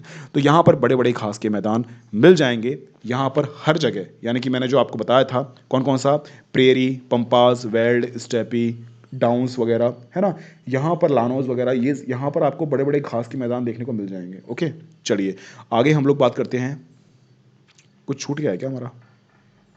हाँ, ये तो हो गया है। आगे हम लोग बात करते हैं, ये है आपका चीनी तुल्य जलवायु। ये काफ़ी महत्वपूर्ण है क्योंकि ध्यान रखना, ये चीन जो है वो हर समय वर्षा प्राप्त करता है। अब ऑब्वियसली जब वर्षा प्राप्त करेगा तो यहाँ पर खेती बाड़ी भी काफ़ी अच्छी हो जाएगी। अब ये पछुआ पवनों के क्षेत्र में भी आता है और ये व्यापारिक पवनों के क्षेत्र में भी आता है। जब सूर्य आभासी गति करता है तो व्यापारिक पवनें और पछुआ पवनें दोनों के क्षेत्र में आता है, इसलिए ये हमेशा वर्ष भर जो है बारिश प्राप्त करता है। ध्यान रखना, इसका जो विस्तार है वो दोनों गोलार्ध में, ये मत सोचना कि चीनी तुल्य जलवायु है तो चीनी तुल्य जलवायु सिर्फ और सिर्फ आपको चीन में देखने को मिलेगी। आपको अगर आप बीच में मिरर लगा देते हो, भूमध्य रेखीय प्रदेश में आप मिरर लगा दोगे तो इसका उल्टा जो पड़ेगा ना, इसके क्षेत्र में जिस अक्षांश में ये आ रहा है ना, उस अक्षांश में जो भी क्षेत्र दक्षिणी गोलार्ध वाला होगा उसमें चीनी तुल्य जलवायु पाई जाएगी। किसमें? ध्यान रखना, पूर्वी क्षेत्रों में। ओके, 25 से 40 डिग्री के अक्षांश में जो भी दक्षिणी गोलार्ध में आएगा वहां पर चीनी तुल्य जलवायु पाई जाएगी। अभी हम लोग बात कर लेंगे कौन कौन से ऐसे क्षेत्र होते हैं जो चीनी तुल्य जलवायु में आते हैं। ध्यान रखना, यहां पर चीनी तुल्य जलवायु होता है, इसका विस्तार 25 से 40 डिग्री अक्षांश के बीच में होता है और इसे हम लोग एक और नाम से जानते हैं जिसका नाम है आर्द्र उपोष्ण कटिबंधीय जलवायु प्रदेश, क्योंकि यहाँ की जलवायु है वो हमेशा आर्द्र रहती है। ओके, अब ध्यान रखना किस प्रकार से यहाँ पर बारिश होती है उसको समझने का प्रयास करना, मेरे साथ साथ चलना, मेरे साथ साथ चलोगे तो यहाँ पर आपको समझ में आएगा। ग्रीष्मकाल में, अब आप मुझे बताओ, ग्रीष्मकाल हुआ, सूर्य की किरणें लंबवत पड़ रही हैं। जब सूर्य की किरणें लंबवत पड़ेंगी तो वहाँ पर निम्न वायुदाब बनेगा ना। गर्मी का मौसम, तापमान अधिक, हवाएं ऊपर उठेंगी, निम्न वायुदाब बना। ओके, और ध्यान रखना महासागरीय भागों में उच्च वायुदाब की स्थिति उत्पन्न होगी। अब आप मुझे बताओ कि हवाएं जो हैं वो कहाँ से कहाँ चलेंगी। आपका स्थल खंड में निम्न वायुदाब बन रहा है और महासागरीय क्षेत्र में उच्च वायुदाब बन रहा है, तो मैंने आपसे कहा था कि जो हवाएं हैं वो उच्च वायुदाब से निम्न वायुदाब के क्षेत्र की ओर चलेंगी। तो ऑब्वियसली जब सागर से सतह की ओर बारिश होगी, नहीं सॉरी, सागर से हवा चलेगी स्थल खंड की ओर, तो सागर से आर्द्रता ग्रहण करेगी और आर्द्रता ग्रहण करने के बाद स्थल खंड में ये बारिश कर देगी। तो ध्यान रखना, यहाँ पर जो है जब हवाएं चलती हैं इससे क्या है, मानसून का आगमन होता है। ध्यान रखना, ग्रीष्मकाल, स्थलीय भागों में निम्न वायुदाब, और सागर में उच्च वायुदाब, हवाएं उच्च वायुदाब से निम्न वायुदाब की ओर चलती हैं और उच्च वायुदाब से निम्न वायुदाब की ओर चलने के कारण, सागर से चलने के कारण ये सागर से आर्द्रता भी ग्रहण कर लेती हैं, जिससे यहाँ पर बारिश होती है, यानी कि इसको हम लोग मानसून का आगमन भी कहते हैं। आगे ध्यान रखना, नेक्स्ट हम लोग बात कर रहे हैं उच्च वायुदाब की स्थिति दक्षिण पश्चिमी तथा उत्तरी मध्य प्रशांत महासागर में और अटलांटिक महासागर में एजोर द्वीप के पास बनती है। ये मैंने आपको बता दिया, आप सभी लोग जानते हैं ना, ये जो आपका चीन है, ये चीन का जो पूर्वी भाग है वो प्रशांत महासागर वाला भाग है और प्रशांत महासागर से ही ये आर्द्रता ग्रहण करती है। तो ध्यान रखना, यहाँ पर जो वर्षा होती है वो चक्रवात से वर्षा होती है, प्रमुख रूप से चक्रवात यहाँ पर आते हैं। आप सभी को मैंने बताया था कि चक्रवात का अक्षांश कौन कौन सा होता है। एक बार मुझे बता दो कि चक्रवात कौन कौन से अक्षांश में होते हैं। मैंने आपको शीतोष्ण कटिबंधीय चक्रवात के बारे में पढ़ाया था, मैंने आपको उष्ण कटिबंधीय चक्रवात के बारे में पढ़ाया था। तो आपको मालूम होना चाहिए कि शीतोष्ण चक्रवात कब आते हैं और उष्ण कटिबंधीय चक्रवात कब आते हैं। ध्यान रखना, इन चक्रवातों को हम लोग अलग अलग नाम से जानते हैं। जैसे कि हम लोगों ने बात की थी टाइफून, टाइफून आपका जापान में हम लोग चक्रवात को क्या बोलते हैं, टाइफून। यूएसए की हम लोग बात करते हैं तो हरिकेन आता है। ऑस्ट्रेलिया में हम इसको क्या बोलते हैं, विली विली बोलते हैं। तो इस प्रकार की चीज़ें आपको देखने को मिलेगी, अलग अलग चक्रवातों से यहाँ पर बारिश होती है। हमने जो पहले बात की थी वो ग्रीष्मकाल की बात की थी। किसकी बात की थी, ग्रीष्मकाल की बात की थी, क्योंकि ग्रीष्मकाल में स्थल खंड पर निम्न वायुदाब क्षेत्र, समुद्र पर उच्च वायुदाब क्षेत्र, हवाएं उच्च वायुदाब क्षेत्र से निम्न वायुदाब क्षेत्र की ओर बढ़ेंगी और इसी के कारण जो है आपकी बारिश होगी। और बारिश जो होगी वो चक्रवात के कारण होगी, क्योंकि ये उस समय पर चक्रवात वाले रीजन में आता है। अलग अलग देशों में अलग अलग चक्रवात के नाम से हम लोग इसको जानते हैं। अब देखना, हम लोग बात कर रहे हैं चीनी तुल्य जलवायु प्रदेश में शीत ऋतु में क्या होता है। शीत ऋतु में स्थिति उलट जाती है। ध्यान रखना, शीत ऋतु में जो स्थल खंड होता है उस पर उच्च वायुदाब बनता है। कैसा बनता है, उच्च वायुदाब। अगर हम लोग बात करते हैं महासागरीय भागों में, तो महासागरीय भागों में आपका निम्न वायुदाब बनता है। इसीलिए हवाएं क्या चलेंगी, हवाएं आपकी स्थल से जल की ओर बहेंगी। एक मिनट रुकना।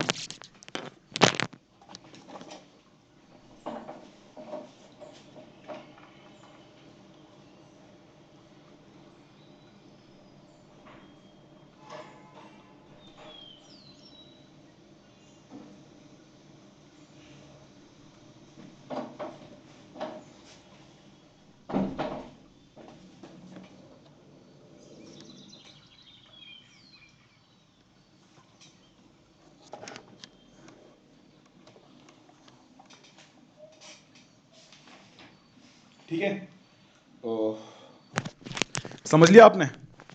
तो ग्रीष्मकाल में मैंने क्या बोला था, ग्रीष्मकाल में जहां पर आपके जो स्थलीय भाग है वहां पर निम्न वायुदाब बनेगा और शीतकाल में यहां पर उच्च वायुदाब बनेगा और महासागर पर निम्न वायुदाब बनेगा। अब आप मुझे बताओ कि हवाएं उच्च वायुदाब से निम्न वायुदाब की ओर चलती हैं या फिर निम्न वायुदाब से उच्च वायुदाब की ओर चलती हैं, कमेंट बॉक्स में फटाफट।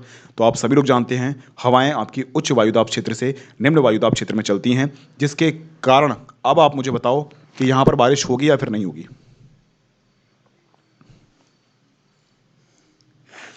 तो अगर देखा जाए, जब स्थल खंड से समुद्र की ओर हवाएं चलेंगी तो यहां पर बारिश नहीं हो पाएगी। ओके, इसके पीछे रीज़न आप जानते हैं क्या, रीज़न इसके पीछे, इसके पीछे रीज़न ये है कि समुद्र से, ओ सॉरी, स्थल खंड से वायु जो है आर्द्रता ग्रहण नहीं कर पाएगी और आर्द्रता ग्रहण नहीं कर पाएगी तो बारिश नहीं होगी। इसके विपरीत हम लोग ग्रीष्मकाल की बात करते हैं। ग्रीष्मकाल में से हवाएं समुद्र से स्थल की ओर चल रही हैं तो आर्द्रता ग्रहण करेगी स्थल खंड से, तो वहां पर बारिश होगी। ओके, तो ध्यान रखना, शीतकाल में बारिश आपकी नहीं होगी, शीतकाल में मौसम जो होगा वो आपका शुष्क होगा। ग्रीष्मकाल की बात करते हैं तो ग्रीष्मकाल में यहां पर संवहनीय प्रकार की बारिश होती है। कैसी बारिश होती है, संवहनीय प्रकार की बारिश होती है। ओके, ये बात आपको समझ में आ गया कि ग्रीष्मकाल में बारिश क्यों होती है, शीतकाल क्यों शुष्क होता है। ओके, चलो ठीक है, ये आपको चीनी तुल्य जलवायु समझ में आ गई है। अब हम लोग बात करते हैं नेक्स्ट, ये है आपका ब्रिटिश तुल्य जलवायु। अब ये जो ब्रिटिश तुल्य जलवायु है इसमें भी हम लोग बात करेंगे ब्रिटिश तुल्य जलवायु किस प्रकार की हवाओं में आता है, किस प्रकार की पवनें यहाँ पर चलती हैं और किस प्रकार से जो है यहाँ पर बारिश होती है, ग्रीष्म ऋतु में बारिश होती है या फिर शीत ऋतु में बारिश होती है, ये हम लोग समझने का प्रयास करेंगे। चलिए आगे हम लोग बात करते हैं ब्रिटिश तुल्य जलवायु। एक और आपका जो है बचा हुआ है इसमें, उसके बाद हम लोग ब्रिटिश तुल्य जलवायु बात करेंगे। एक और है, किस प्रकार की वनस्पति पाई जाती है, यहाँ पर देख लीजिए आप। यहाँ पर ध्यान रखना, यहाँ पर चौड़ी और नुकीली ये पत्ती है, ध्यान रखना पत्ती है। क्या है यहाँ पर? ये पत्ती है। सामान्यतः यहाँ पर चौड़ी और नुकीली पत्ती वाले मिश्रित वन पाए जाते हैं। ध्यान रखना, इसमें दोनों प्रकार के वन पाए जाएंगे, पर्णपाती और सदाबहार। कैसे? पर्णपाती और सदाबहार दोनों प्रकार के वन पाए जाएंगे। चौड़ी पत्ती, पत्ती कर लेना यहाँ पर, जहाँ जहाँ आपको है ना, चौड़ी पत्ती वाले पर्णपाती वनों में साइप्रस है ना, साइप्रस है, माइप्रस नहीं है ये। क्या है? साइप्रस है। क्या है ये? साइप्रस। ऐश आदि वृक्ष पाए जाते हैं, जबकि मिश्रित वनों में ओक, चट, चेस्टनट है, ये चमटनट नहीं है, चेस्टनट है। और ये पाइन, यहाँ पर चेस्टनट, ये चमटनट लिखा हुआ है, इसको आप सही कर लेना। ये है चेस्टनट और ये है आपका साइप्रस। इस प्रकार के चौड़ी पत्ती वाले, नुकीले पत्ती वाले आपके वृक्ष पाए जाते हैं। ओके, ये आपको समझ में आ गया। अब हम लोग नेक्स्ट आते हैं, वो है आपकी कौन सी जलवायु? वो है आपकी ब्रिटिश तुल्य जलवायु। अब ये ब्रिटिश तुल्य जलवायु, इसको हम लोग पश्चिमी यूरोपियन तुल्य जलवायु के नाम से भी जानते हैं। किस नाम से? इसको हम लोग पश्चिमी यूरोपियन तुल्य जलवायु प्रदेश के नाम से भी जानते हैं। ध्यान रखना। अब इसमें कौन कौन सी विशेषताएं होती हैं? इसके सबसे पहले हम लोग अक्षांश की बात करते हैं, किस किस अक्षांश में ये जलवायु पाई जाती है। तो ध्यान रखना, ये जो जलवायु पाई जाती है, ये मैप आपको दिख रहा है ना, एक मिनट में आपको थोड़ा सा बड़ा कर देता हूँ जिससे आपको समझ में आ जाए। ये मैप आपको दिख रहा होगा, ये पूरा यूरोप है। यूरोप में नॉर्वे, स्वीडन, फिनलैंड और ये आपका लाटविया, लुथियानिया, रोमानिया, बुल्गारिया, ये सभी क्षेत्र यहाँ पर शामिल हैं। अफ्रीका में आप मध्य कॉन्टिनेंट में आप जाइए, यहाँ पर आपकी जो नील नदी है जहाँ से उद्गम होता है, यहाँ पर जो लेक पाई जाती है, यहाँ पर भी इस प्रकार की जलवायु पाई जाती है। ओके, ओ सॉरी, यहाँ नहीं पाई जाएगी, ध्यान रखना। अफ्रीका के किसी भी कॉन्टिनेंट में अगर पाई जाएगी तो यहाँ पर आपकी ये छोटी मोटी जलवायु है ना, थोड़ी सी, ये आपका साउथ अफ्रीका है, वहाँ पाई जाएगी। और यहाँ पर आप जाओगे अमेरिका में, तो अमेरिका का जो आपका दक्षिणी क्षेत्र है ना, ये चिली वाला, ये चिली वाले क्षेत्र में यहाँ पर आपको देखने को मिलेगी। अगर आप यहाँ पर जाओगे जस्ट ऊपर उत्तरी अमेरिका में, ये सोनोरन और मोजावे डेजर्ट के जस्ट ऊपर की हम लोग बात कर रहे हैं, इसका जो पश्चिमी क्षेत्र है, यहाँ पर आपको इस प्रकार की जलवायु पाई जाएगी। और ऑस्ट्रेलिया की हम लोग बात करते हैं, ऑस्ट्रेलिया का जो ये दक्षिण पश्चिमी क्षेत्र है, यहाँ पर इस प्रकार की जलवायु, और ये आपका न्यूजीलैंड है, न्यूजीलैंड में भी इस प्रकार की जलवायु पाई जाएगी। ओके, तो हम लोगों ने दक्षिणी गोलार्ध और उत्तरी गोलार्ध में बात कर ली कि कहाँ कहाँ पर आपकी जलवायु पाई जाएगी, इस प्रकार की जलवायु। ओके, अब हम लोग बात करते हैं इसका विस्तार। इसका विस्तार ध्यान रखना 40 से 65 डिग्री अक्षांश के मध्य में होता है। कितना? 40 से 65 डिग्री अक्षांश के मध्य में इनका विस्तार होता है। और ध्यान रखना, इनका जो विस्तार है वो मैक्सिमम महाद्वीप के पश्चिमी, आप देखो ना यहाँ पे, ये जो आपका उत्तरी अमेरिका है, इसका भी पश्चिमी क्षेत्र है। ये आपका यूरोप है, यानी कि यूरेशिया की हम लोग बात करते हैं, पूरा अगर इसको यूरोप और एशिया को पूरा मिला लिया जाए, इसको हम लोग यूरेशिया बोलते हैं, तो इसका भी पश्चिमी क्षेत्र है। ओके, तो मैक्सिमम पार्ट में पश्चिमी क्षेत्र में पाई जाती है। ध्यान रखना, या ये जो क्षेत्र होता है आपका ब्रिटिश तुल्य जलवायु वाला क्षेत्र, ये पछुआ पवनों के क्षेत्रों में आता है। ओके, अब पछुआ पवनों के क्षेत्रों में आएगा तो वहाँ से बारिश करेगा। अब ध्यान रखना, बारिश कब करेगी? पछुआ पवनें और व्यापारिक पवनें। अगर पछुआ पवनें और व्यापारिक पवनें अगर समुद्र से स्थल की ओर चल रही हैं तो बारिश करेंगी। ध्यान रखना, समुद्र से स्थल की ओर चल रही हैं तो बारिश करेंगी। और ध्यान रखना, मान लीजिए यहाँ पर समुद्र है, ये मान लीजिए प्रशांत महासागर है, और प्रशांत महासागर से ये आर्द्रता ग्रहण करेंगी, और जैसे जैसे पश्चिमी क्षेत्र में जाती जाएंगी वैसे वैसे इसमें शुष्कता आती जाएगी, और इसका जो पश्चिमी क्षेत्र है वहाँ पर बारिश नहीं होगी। इसलिए आपने देखा होगा कि मैक्सिमम पार्ट में आपके पश्चिमी क्षेत्र पर मरुस्थल पाए जाते हैं।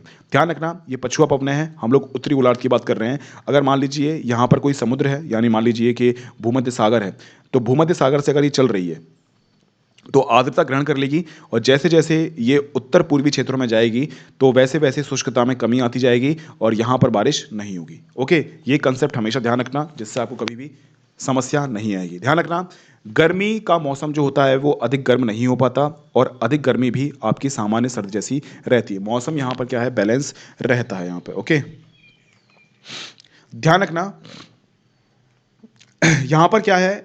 वर्ष भर हमेशा आर्द्रता रहती है, और यहाँ पर क्या है, बादल बादल बनते रहते हैं। अब बादल बादल बनेंगे, है ना, तो तापमान में गिरावट होती है। अब तापमान में गिरावट होती है, सॉरी, तापमान में यहाँ पर क्या है, गिरावट नहीं हो पाती रात के समय पर। तो सर्दियाँ यहाँ पर सामान्य होती हैं और गर्म जलधाराओं के कारण यहाँ पर क्या है, तापमान की धनात्मक विसंगति पाई जाती है। जितना कम तापमान रहना चाहिए उससे अधिक तापमान यहाँ पर रहता है ना। आपने देखा होगा कभी कभी बारिश, कभी कभी जो बारिश का मौसम होता है और बारिश के मौसम के समय पर जो है बादल वगैरह बन जाते हैं, और बादल बनने से क्या है, आप सभी जानते हैं कि थोड़ी सी गर्माहट टाइप की आ जाती है। तो जितना तापमान होना चाहिए उससे अधिक तापमान यहाँ पर होता है। ध्यान रखना, ये जो आपकी ब्रिटिश तुल्य जलवायु है, इस ब्रिटिश तुल्य जलवायु में वर्ष भर बारिश होती है, चाहे वो गर्मी का मौसम हो, चाहे वो सर्दी का मौसम हो, चाहे वो गर्मी का मौसम हो, चाहे वो सर्दी का मौसम हो, वर्ष भर यहाँ पर बारिश होती है। यहाँ ध्यान रखना, सागर की ओर से आने वाली जो हवाएं होती हैं ये यहाँ पर वर्षा करती है। मैंने आपसे कहा था कि जो हवाएं सागर से स्थल की ओर आएंगी तो सागर से क्या करेंगी, आर्द्रता ग्रहण करेंगी, और आर्द्रता ग्रहण करेंगी तो वहाँ पर बारिश करेंगी। अगर सागर से नहीं चल रही हैं, स्थल से चल रही हैं, तो वहाँ पर बारिश नहीं होगी क्योंकि आर्द्रता नहीं होगी। वर्षा मुख्यतः पश्चिम से आने वाले शीतोष्ण कटिबंधीय चक्रवातों के द्वारा होती है। यह आपको क्लियर समझ में आ गया है। मैं मानता हूँ कि आपने बेल्ट पढ़े होंगे, आपको पता है कहाँ पर निम्न वायुदाब बनेगा, कहाँ पर उच्च वायुदाब बनेगा, और आप इस बात को समझ पा रहे हैं कि पछुआ पवनें और व्यापारिक पवनों की डायरेक्शन क्या होती है। सागर से अगर स्थल की ओर चलेगी तो बारिश होगी, और स्थल से सागर की ओर चलेगी तो बारिश नहीं होगी। ध्यान रखना, यहाँ पर जो ये जो जलवायु प्रदेश होता है, यहाँ पर पूरे वर्ष की हम लोग बात करते हैं, पूरे वर्ष की बात करते हैं, तो पूरे वर्ष में यहाँ पर जलवायु होती है, यानी कि बारिश जो होती है वो वर्ष भर समान रूप से होती है ना। अगर हम लोग बात करते हैं शीतकाल में, तो शीतकाल में ग्रीष्मकाल की अपेक्षा कुछ अधिक बारिश होती है। अगर देखा जाए, देखो वैसे तो वर्ष भर बारिश होती है यहाँ पर, लेकिन शीतकाल में यहाँ पर विशिष्ट रूप से बारिश होती है। ओके, ग्रीष्मकाल में यहाँ पर बारिश अपेक्षाकृत कम होती है ना। इस जलवायु प्रदेश में वर्ष भर वर्षा होने के कारण यहाँ पर जो है घनी वनस्पतियाँ उत्पन्न होती हैं। कैसी वनस्पतियाँ? घनी वनस्पतियाँ उत्पन्न होती हैं। ध्यान रखना, इसी कारण इस जलवायु प्रदेश में वनों का सघन आवरण पाया जाता है। कैसा आवरण? यहाँ पर वनों का सघन आवरण पाया जाता है। ध्यान रखना, कैसे वृक्ष पाए जाएंगे यहाँ पर? डगलस, फर, शूस, हेमलॉक और सिडार। ओके, इस प्रकार के जलवायु, इस प्रकार के आपको जो है वनस्पति पाई जाएगी। ओके, डगलस, फर, स्प्रूस, हेमलॉक, स्प्रूस है, ये स्प्रूस, इसको इस यूस नहीं है, ये स्प्रूस है। इस प्रकार के वृक्ष पाए जाते हैं। ध्यान रखना, अब हम लोग बात कर रहे हैं कौन कौन सी कंट्रियां यहां पर आती हैं। तो ध्यान रखना, यहां पर जो कंट्रियां आएंगी वो नॉर्वे, आप ऊपर देखो ना, अफ्रीका के जस्ट ऊपर जो ग्रीन ग्रीन ग्रीन पार्ट है, नॉर्वे, डेनमार्क, उत्तर पश्चिमी जर्मनी, पश्चिमी France, Canada, Columbia, Washington, New Zealand, Tasmania, ऐसे सभी क्षेत्र यहाँ पर पाए जाते हैं। ओके, चलिए तो आगे हम लोग बात करते हैं। नेक्स्ट है आपका कथन, जो कि आपको हमेशा ध्यान रखना है। सॉरी, हाँ हाँ, ये तो आपका खत्म हो चुका है वैसे भी, मैं आपको बताऊं तो, है ना। अब आगे हम लोग बात करते हैं साइबेरियन तुल्य जलवायु प्रदेश। ये जो मैं आपको मैप दिखा रहा हूं ना, इस मैप को आप ध्यान से देखिए। जो क्षेत्र, जो कंट्री यहाँ पर आती हैं, वहाँ पर साइबेरियन तुल्य जलवायु प्रदेश पाई जाएगी। इसको हम लोग टैगा जलवायु प्रदेश के नाम से भी जानते हैं। ये आप मैप ऊपर देख लीजिए, जस्ट आपका मेरे ऊपर जस्ट आपको दिख रहा होगा, ये आपका जो ऊपर वाला क्षेत्र है उत्तरी अमेरिका का, और आपका जो यूरेशिया है उसके ऊपर वाला क्षेत्र आप देख लीजिए। यहाँ पर हम लोग बात कर रहे हैं, ये देख लीजिए, ये ऊपर वाला क्षेत्र, इसी की हम लोग बात कर रहे हैं। ओके, यहाँ पर जो भी कंट्री, अब ऑब्वियसली रशिया है यहाँ पर और क्या प्रभाव पड़ेगा, ये डेनमार्क, स्वीडन, फिनलैंड, यहाँ पर ये है लाटविया, यूथियानिया, एस्टोनिया, यहाँ पर ये देश हैं। इसके अलावा ये कनाडा वाला क्षेत्र, पूरा ऊपर वाला क्षेत्र। ओके, यहाँ पर साइबेरियन तुल्य जलवायु या फिर टैगा जलवायु पाई जाती है। ध्यान रखना, टैगा क्या है? टैगा आपका एक रूसी शब्द है जिसका अर्थ आपका उप आर्कटिक क्षेत्रों में पाए जाने वाले कोणधारी सदाबहार वन है। कैसे वन है? कोणधारी सदाबहार वन है, और 50 डिग्री से 65 डिग्री उत्तरी गोलार्ध के अक्षांशों में ये पाया जाता है। अक्षांश की हम लोग बात कर रहे हैं, क्या? 50 से 65 डिग्री उत्तरी गोलार्ध के अक्षांशों में इस प्रकार की जलवायु पाई जाती है। अगर हम लोग बात करते हैं ये प्रकार की जलवायु कौन सी कंट्री में पाई जाती है? तो ध्यान रखना, अलास्का जो कि आपका संयुक्त राज्य अमेरिका में, पहले अलास्का रूस का एक पार्ट था लेकिन रूस ने अलास्का को बेच दिया। अब देखना अलास्का जो है उसमें काफ़ी प्राकृतिक संसाधन है, रूस को काफ़ी पछतावा होता है कि हम लोगों ने इसको बहुत ही कम कीमत में बेच दिया। ओके, यहाँ पर सोना वोना काफ़ी पाया जाता है। ओके, ध्यान रखना, अलास्का से कनाडा होते हुए आपका जो हडसन की खाड़ी है, स्कैंडिनेवियन आपका जो प्रायद्वीप है और साइबेरिया, ये सभी जो क्षेत्र हैं वहाँ पर इस प्रकार की जलवायु पाई जाती है। ओके, चलिए तो आगे हम लोग बात करते हैं कुछ और चीज़ों के बारे में जो कि आपको काफ़ी अच्छी लगेगी। ऑब्वियसली यहाँ पर जो शीतकाल होगा, शीतकाल के समय पर आपकी लंबी अवधि वाला शीतकाल होगा, रातें आपकी काफ़ी लंबी होंगी। ओके, यहाँ पर अगर देखा जाए तो सर्दी जो होती है है ना, अगर ग्रीष्मकाल भी होगा ना, ग्रीष्मकाल के समय पर भी यहाँ पर सर्दी पड़ेगी, लेकिन अपेक्षाकृत तापमान आपका ज़्यादा हो जाएगा अगर देखा जाए तो। ग्रीष्मकाल आपका साधारण गर्म होता है, यानी कि इतना गर्म नहीं होता है कि आप जो है आप ऐसे ही घूम सको, है ना, आपको स्वेटर वगैरह फिर भी पहनना पड़ेगा। अगर हम लोग बात करें, तापमान 10 डिग्री तक पाया जाता है ग्रीष्म ऋतु में। ओके, और शरद ऋतु में क्या होगा, वो हालत तो आप वैसे भी जानते हैं। टैगा जलवायु प्रदेश की उत्तरी सीमा का निर्धारण भी करती है। ध्यान रखना, ये जो विश्व का सबसे ठंडा बोयंस्क जो क्षेत्र है, सबसे ठंडा है। ओके, वो यहीं पर पाया जाता है। ओके, ये साइबेरियन तुल्य जलवायु है, यहाँ पर पाया जाता है। और यहाँ की एक जनजाति है, उसके बारे में आपको बताऊंगा, बहुत ही इंटरेस्टिंग है। ये जनजाति यहाँ पर पाई जाती है, वो इग्लू टाइप के मकान में रहती है, यानी कि बर्फ़ के बने हुए मकान होते हैं, वो खुद ही बनाते हैं, जनजाति रहती है वो।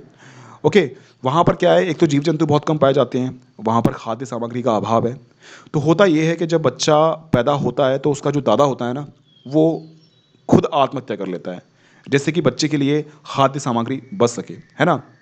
ये सब चीज़ें वहाँ की जनजातियों में देखने को मिलती हैं। ओके, जैसे कि खाद्य सामग्री तो आपकी लिमिटेड है और खाने वाले अगर अधिक बढ़ गए तो बच्चे को प्रॉब्लम होगी ना। इसी प्रकार से ये सब चीज़ें देखने को मिलती हैं। या फिर हो सकता है कि जो उसका दादा है, बच्चे का दादा है, वो आत्महत्या ना करे और वो कहीं दूर चला जाए। ऑब्वियसली जब दूर चला जाएगा तो मर ही जाएगा ना, है ना। तो क्या मैं कहने का मतलब ये है कि परिवार पर डिपेंडेंसी वो ख़त्म कर लेता है। देख लो कहाँ तक का नैतिकता का स्तर है। यहाँ पर तो अगर हम लोग हिंदुस्तान की बात करते हैं, हिंदुस्तान में तो जब आदमी बूढ़ा भी हो जाता है तो भी हाई पैसा हाई पैसा हाई पैसा, इस प्रकार की चीज़ें देखने को मिलती हैं। ओके, चलिए तो आगे हम लोग बात करते हैं। ध्यान रखना, यहाँ वार्षिक तापांतर आपका अधिक और औसत वार्षिक तापांतर आपका अत्यंत कम होता है और शीत ऋतु में आपका हिमपात होता है। ऑब्वियसली आपका शीत ऋतु में आपका जो है हिमपात होगा। और ध्यान रखना, ये जो आपका टैगा जलवायु वाला प्रदेश है, ये उच्च वायु दाब की पेटी में आता है। और मैंने आपसे कहा था कि जब उच्च वायु दाब की पेटी में कोई क्षेत्र आता है तो वहाँ पर बारिश नहीं होती है। बारिश ना होने का रीज़न ये है कि वहाँ पर प्रतिचक्रवाती दशाएं उत्पन्न होती हैं। ध्यान रखना, यहाँ पर किस प्रकार के वृक्ष पाए जाते हैं, यहाँ पर कोणधारी और शंकुधारी टाइप के जो है वृक्ष पाए जाते हैं। अगर हम लोग एग्जाम्पल की बात करें तो पाइन, फर और स्प्रूस, स्प्रूस कर लेना इसको, है ना, और लार्च, लार्च नहीं है वार्च, हाँ लार्च ही है, सॉरी लार्च ही है। ओके, सही है। तो इस प्रकार की चीज़ें देखने को मिलती हैं। अब इसके बाद हम लोग बात करते हैं लॉरेशियन तुल्य जलवायु प्रदेश की। कौन सी? लॉरेशियन तुल्य जलवायु प्रदेश की। एक बार आप मैप देख लो कि कहाँ की हम लोग बात कर रहे हैं, जिससे आपको समझ में आ जाएगा कि हम लोग यहाँ की बात कर रहे हैं। लॉरेशियन तुल्य जलवायु, ये आप ऊपर देख लीजिए, ये उत्तरी अमेरिका है, उसका जो पश्चिमी क्षेत्र है, मध्य पश्चिमी क्षेत्र है, यहाँ पर रेड रेड आपको दिख रहा होगा। इसके अलावा जो आपका चाइना वाला पश्चिमी क्षेत्र है, सॉरी पूर्वी क्षेत्र है, पूर्वी क्षेत्र है, उत्तरी अमेरिका का भी पूर्वी क्षेत्र है और चीन का भी पूर्वी क्षेत्र है। ध्यान रखना, इसका जो विस्तार होता है वो 45 डिग्री से 65 डिग्री के मध्य में पाया जाता है। और कहाँ पर? महाद्वीपों के पूर्वी किनारों पर।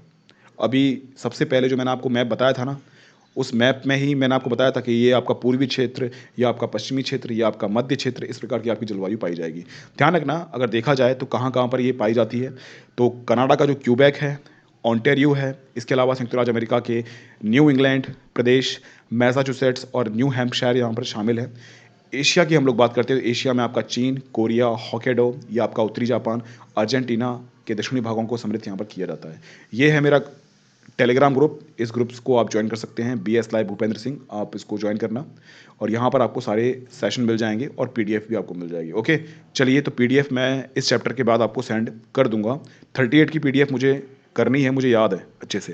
ध्यान रखना, यहाँ पर बारिश किस प्रकार की होती है, अगर देखा जाए बारिश के मामले में, तो बारिश के मामले में यहाँ पर हमेशा बारिश होती रहती है, पूरे वर्ष यहाँ पर बारिश होती है।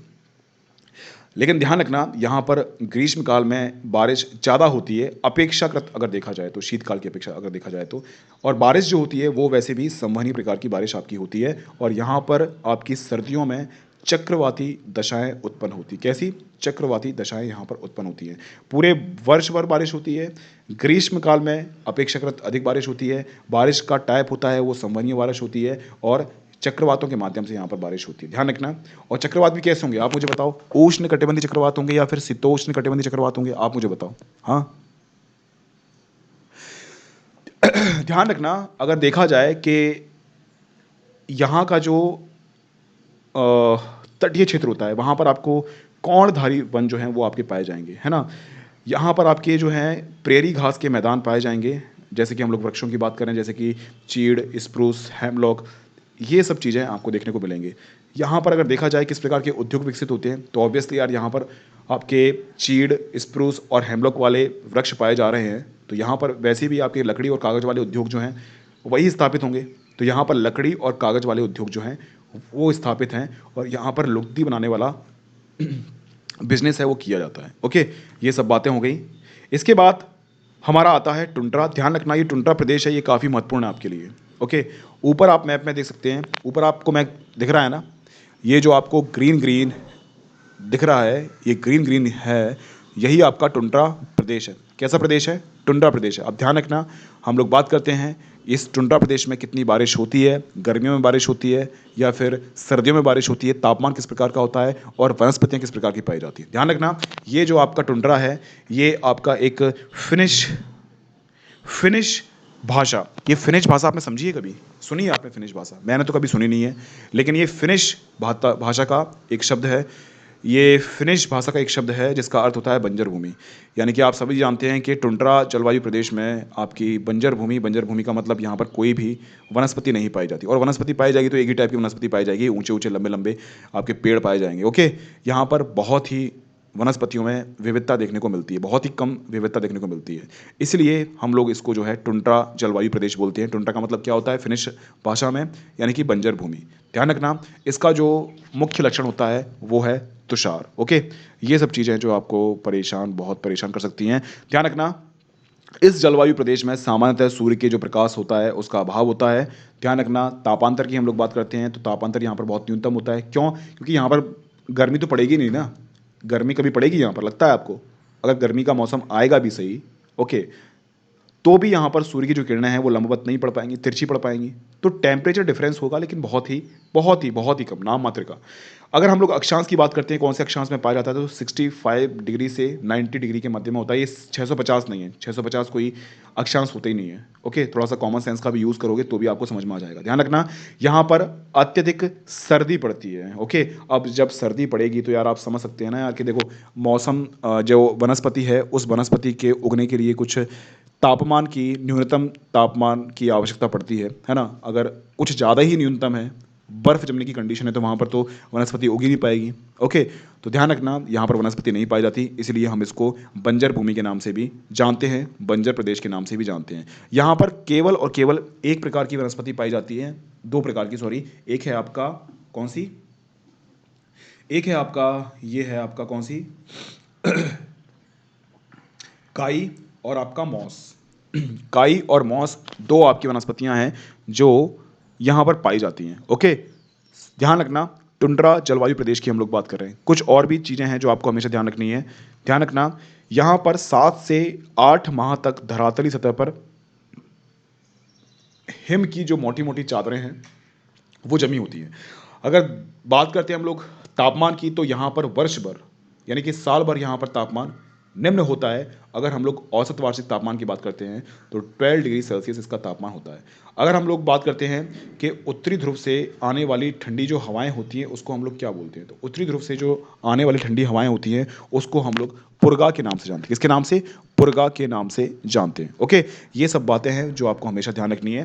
ध्यान रखना, ये रोप नहीं है, ये यूरोप है। इसका यू जो है वो खा चुका है। ओके, हमारा टाइपिंग मास्टर। तो यूरोप में नॉर्वे, फिनलैंड, रूस का उत्तरी भाग, एशिया, ये जो ऊपर आपको दिख रहा है ना वही तो भाग है। और मैं आपको क्या बताऊं, उत्तरी अमेरिका में आप जाओगे तो कनाडा और अलास्का, और एशिया में आप जाओगे तो वो साइबेरियन वाला जो पार्ट है ना वो पूरा आपका आ जाएगा। ओके, चलिए आगे हम लोग बढ़ते हैं और देखते हैं अब क्या बचा है। एक है आपकी कुछ हिम टोपी जलवायु प्रदेश। ऑब्वियसली ये सबसे उत्तरी ध्रुव वाला प्रदेश होगा, तो यहाँ पर वर्ष भर जो है आपकी बारिश सॉरी हिमपात होता रहेगा और बर्फ की मोटी मोटी चादरें हैं वो आपकी जमती रहेंगी हमेशा। ओके, चलिए तो हम लोग बात करते हैं यहाँ पर ध्यान रखना, यहाँ पर वर्ष भर आपका शून्य से कम तापमान होता है। कितना? शून्य से कम तापमान हमेशा रहता है। अब कौन से प्रदेश है ये प्रदेश है आपका ग्रीनलैंड, अंटार्कटिका, ये सभी चीज़ आपको ध्रुवीय प्रदेशों में देखने को मिलेगी। ओके, सबसे ऊपर वाली बात कर रहे हैं।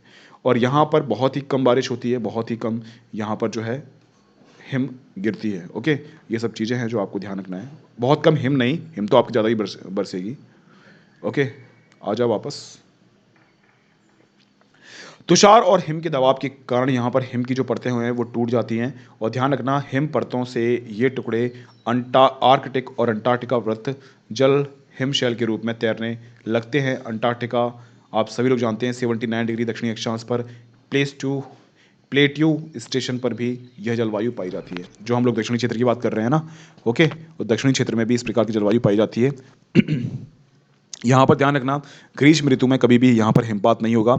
यहाँ पर जो हिमपात होगा वो कब होगा? वो आपका शीत ऋतु में होगा। अब कुछ छोटी मोटी बातें अगर बची हुई हैं उसको आप कर लो तो ज़्यादा अच्छा रहेगा मेरे हिसाब से। उसके बाद हम लोग कल नया चैप्टर स्टार्ट करेंगे। ये आपकी पूरी हो चुकी है ना? यहाँ पर आपकी पूरी वर्ल्ड ज्योग्राफी पूरी हो चुकी है। काफ़ी आपको मज़ा आया होगा। और हम लोग क्या स्टार्ट करेंगे उसको मैं टेलीग्राम ग्रुप पे सेंड कर दूंगा, है ना? जिसको भी देखना है वो देख सकता है आगे।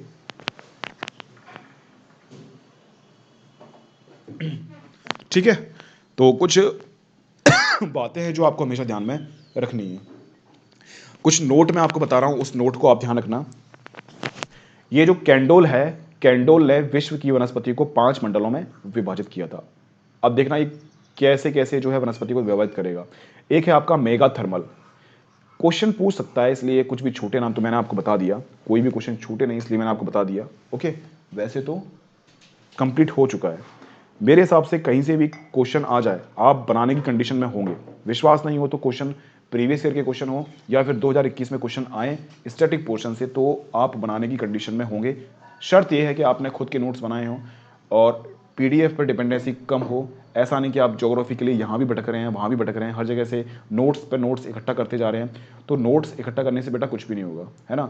नोट्स इकट्ठा करते रह जाओगे और अपने घर को लाइब्रेरी बना लोगे, 4-5 रैक रख लोगे और पंचवर्षीय योजना आपकी बन जाएगी। ओके, तो पंचवर्षीय योजना नहीं बनानी है। मैं जो आपको पढ़ा रहा हूँ इसके बाद ना तो आपको एनसीईआरटीज़ पढ़ने की जरूरत है और ना ही आपको कोई नोट्स पढ़ने की जरूरत है और ना ही आपको, मतलब इसमें सब कुछ मिलेगा आपको, बहुत ही सारांश तरीके से आपको मिलेगा।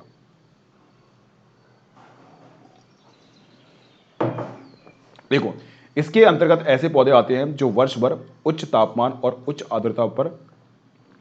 आर्द्रता पर निर्भर होते हैं। ओके, एक तो है आपका मेगा थर्मल। यहाँ पर उच्च तापमान भी होता है और उच्च आर्द्रता भी होती है। ऑब्वियसली जब तापमान होगा उच्च आर्द्रता होगी, यहाँ पर बारिश होगी, और बारिश होगी तो यहाँ पर वनस्पति किस प्रकार की होंगी? जो विषुवत रेखीय प्रदेश में होती हैं। एक है आपका जेरोफाइटिक मंडल। ध्यान रखना, इसके अंतर्गत ऐसे पौधे आते हैं जो गर्म और शुष्क दशाओं में उग सकते हैं। ओके, ध्यान रखना, यहां पर वाष्पीकरण की दर जो होती है वो कम होती है।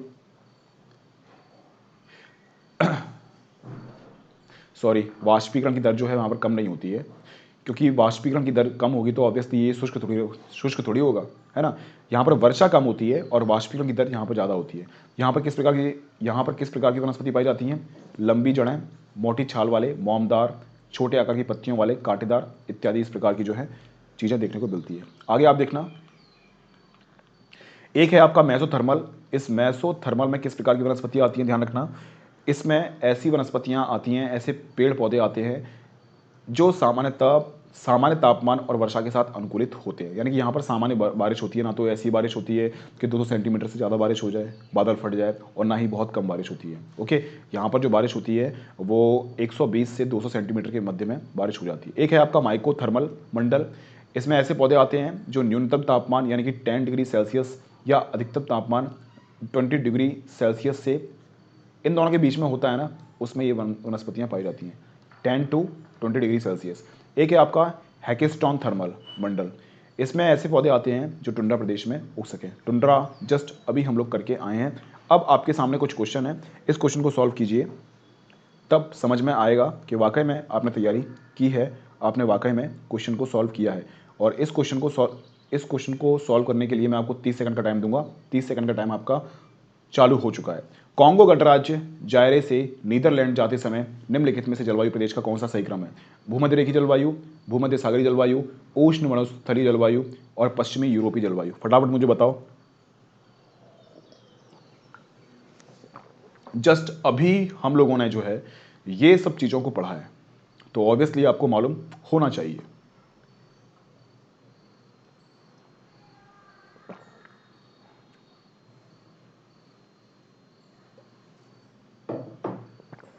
और जो भी प्लस वाले बच्चे हैं जो चाहते हैं मॉडर्न हिस्ट्री पढ़ना, तो मॉडर्न हिस्ट्री हमारी चल रही है, आप उसको देख सकते हैं। आपका टाइम खत्म हो चुका है और यहाँ पर इसका जो सही आंसर है वो कौन सा है देख सकते हैं आप। यहाँ पर 1 2 4 इसका सही आंसर है। यानी कि अगर आप कॉन्गो गणराज्य से नीदरलैंड जाओगे, देखो आपको मालूम तो होना चाहिए, आपको मैप मालूम होना चाहिए, मैन आपको कॉन्टिनेंट मालूम होना चाहिए, आपको मालूम होना चाहिए कौन सी कर्क रेखा, नहीं सॉरी, कर्क रेखा कौन कौन से देशों से गुजर रही है, मकर रेखा कौन कौन से देशों से गुजर रही है। ओके, ये है आपका सही कूट 1 3 2 4। यानी कि इसमें 2 को आप हटा दो, भूमध्य सागरीय जलवायु वो नहीं मिलती है, बाकी तो आपके यही सही है। आगे आप देख लीजिए, ये है भूमध्य सागरीय क्षेत्रों में भारी वर्षा कब होती है? कब वर्षा होती है भूमध्य सागरीय क्षेत्रों में भारी वर्षा, आप मुझे बताओ। हाँ देखो, ये सब क्वेश्चन जो हैं आपके आए हुए क्वेश्चन है, ये क्वेश्चन आपका एमपीपीएससी में आया है, एमपीपीएससी 1999 में, ध्यान रखना। ओके, अभी आईएएस का क्वेश्चन भी हम लोग सॉल्व करेंगे, यहां से क्वेश्चन बनते हैं। भूमध्य सागरीय क्षेत्रों में भारी वर्षा कब होती है? एक है आपका गर्मियां, बरसात और शीत ऋतु में, जाड़े में, और उपरोक्त में से कोई नहीं। आपका टाइम 30 सेकंड का स्टार्ट होता है अब। फटाफट मुझे बताओ इसका आंसर क्या है। भूमध्य सागरीय प्रदेशों में वर्षा कब होती है? जस्ट मैं अभी आपको बता के आया हूं, जस्ट अभी हम लोगों ने पढ़ा है ये सब चीज़ें, तो आपको मालूम होना चाहिए इन सब चीज़ों के बारे में, वरना प्रॉब्लम बहुत बड़ी प्रॉब्लम है। ओके, भूमध्य सागरीय क्षेत्रों में भारी वर्षा कब होती है? गर्मियों में, बसंत ऋतु में, शीत ऋतु में, या फिर उपरोक्त में से कोई नहीं। आपका टाइम खत्म होने में 5 सेकंड और बाकी हैं।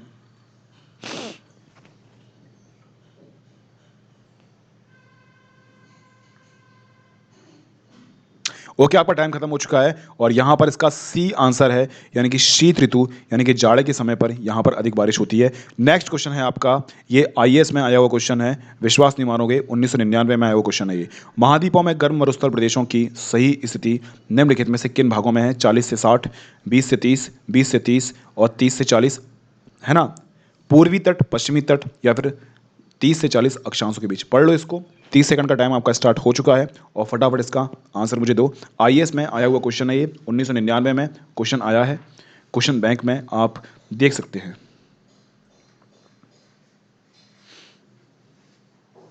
आपका टाइम चल रहा है और 10 सेकंड और बाकी हैं आपके लिए। फटाफट सोचो, फटाफट पढ़ो, दिमाग लगाओ, कहाँ कहाँ पर आपकी गलती हो रही है। मैंने कहा था कि वो जो मैंने आपको स्टार्टिंग में बताया था एक फिगर, ओके, जिसमें हम लोगों ने डब्बे बनाए थे, 3 डब्बे बनाए थे और 3 डब्बों को हम लोगों ने पश्चिमी पूर्वी पश्चिमी पूर्वी पश्चिमी पूर्वी में बांट दिया था। ओके, ऊपर आपका था टुंड्रा वाला, नीचे था आपका विषुवतीय, उसी को याद करो, वही वही तो है ये क्वेश्चन। चलो ठीक है, आपका ये जो आंसर है उसको आप देख सकते हैं। तीसरे का हमारा आंसर है वो है सी आंसर, यानी कि 20 से 30 डिग्री पश्चिमी तट पर। ओके, सभी लोग इस बात को जानते हैं। कोपेन की कोपेन की सी एस जलवायु मिलती है। कोपेन की सी एस, मैंने आपको बताया था कोपेन के बारे में। ओके, ये क्वेश्चन भी आपका आया हुआ क्वेश्चन है, ये भी आईएएस में आया हुआ क्वेश्चन है। ओके, ये आईएएस में नहीं आया क्वेश्चन, ये स्टेट पीसीएस में आया, सॉरी। तो भूमध्य सागरीय क्षेत्रों में, मध्य अक्षांशीय मरुस्थलों में, मध्य अक्षांशीय कोणधारी वनों में और उपोष्ण मरुस्थल में बहुत ही कम ऐसे क्वेश्चन आते हैं, लेकिन फिर भी मैंने आपको ये सब चीज़ें पढ़ाई हैं। अगर क्वेश्चन यहाँ से बनता भी है तो आप बनाने की स्थिति में होते हैं। ओके, ओके, चलो आपका टाइम स्टार्ट हो चुका है और फटाफट मुझे सही आंसर बताओ।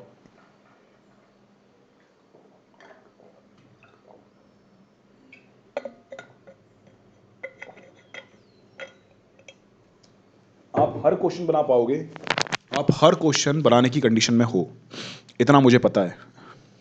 मैंने हर एक चीज़ आपकी करवाई है। आपका विश्व इतिहास पूरा ख़त्म हो चुका है अच्छी तरीके से। कल आपकी जो क्लास होगी, हो सकता है कि सिक्स क्लास की ज्योग्राफी की एनसीईआरटी हो, क्योंकि मैं चाहता हूं कि उसको आप पढ़ लो। कुछ छूटा हुआ चीज़ें हैं वो आपकी कंप्लीट हो जाएगी। इसे हम लोग प्रादेशिक भूगोल के नाम से जानते हैं। प्रादेशिक भूगोल हम लोग स्टार्ट करेंगे सिक्स क्लास की एनसीईआरटी।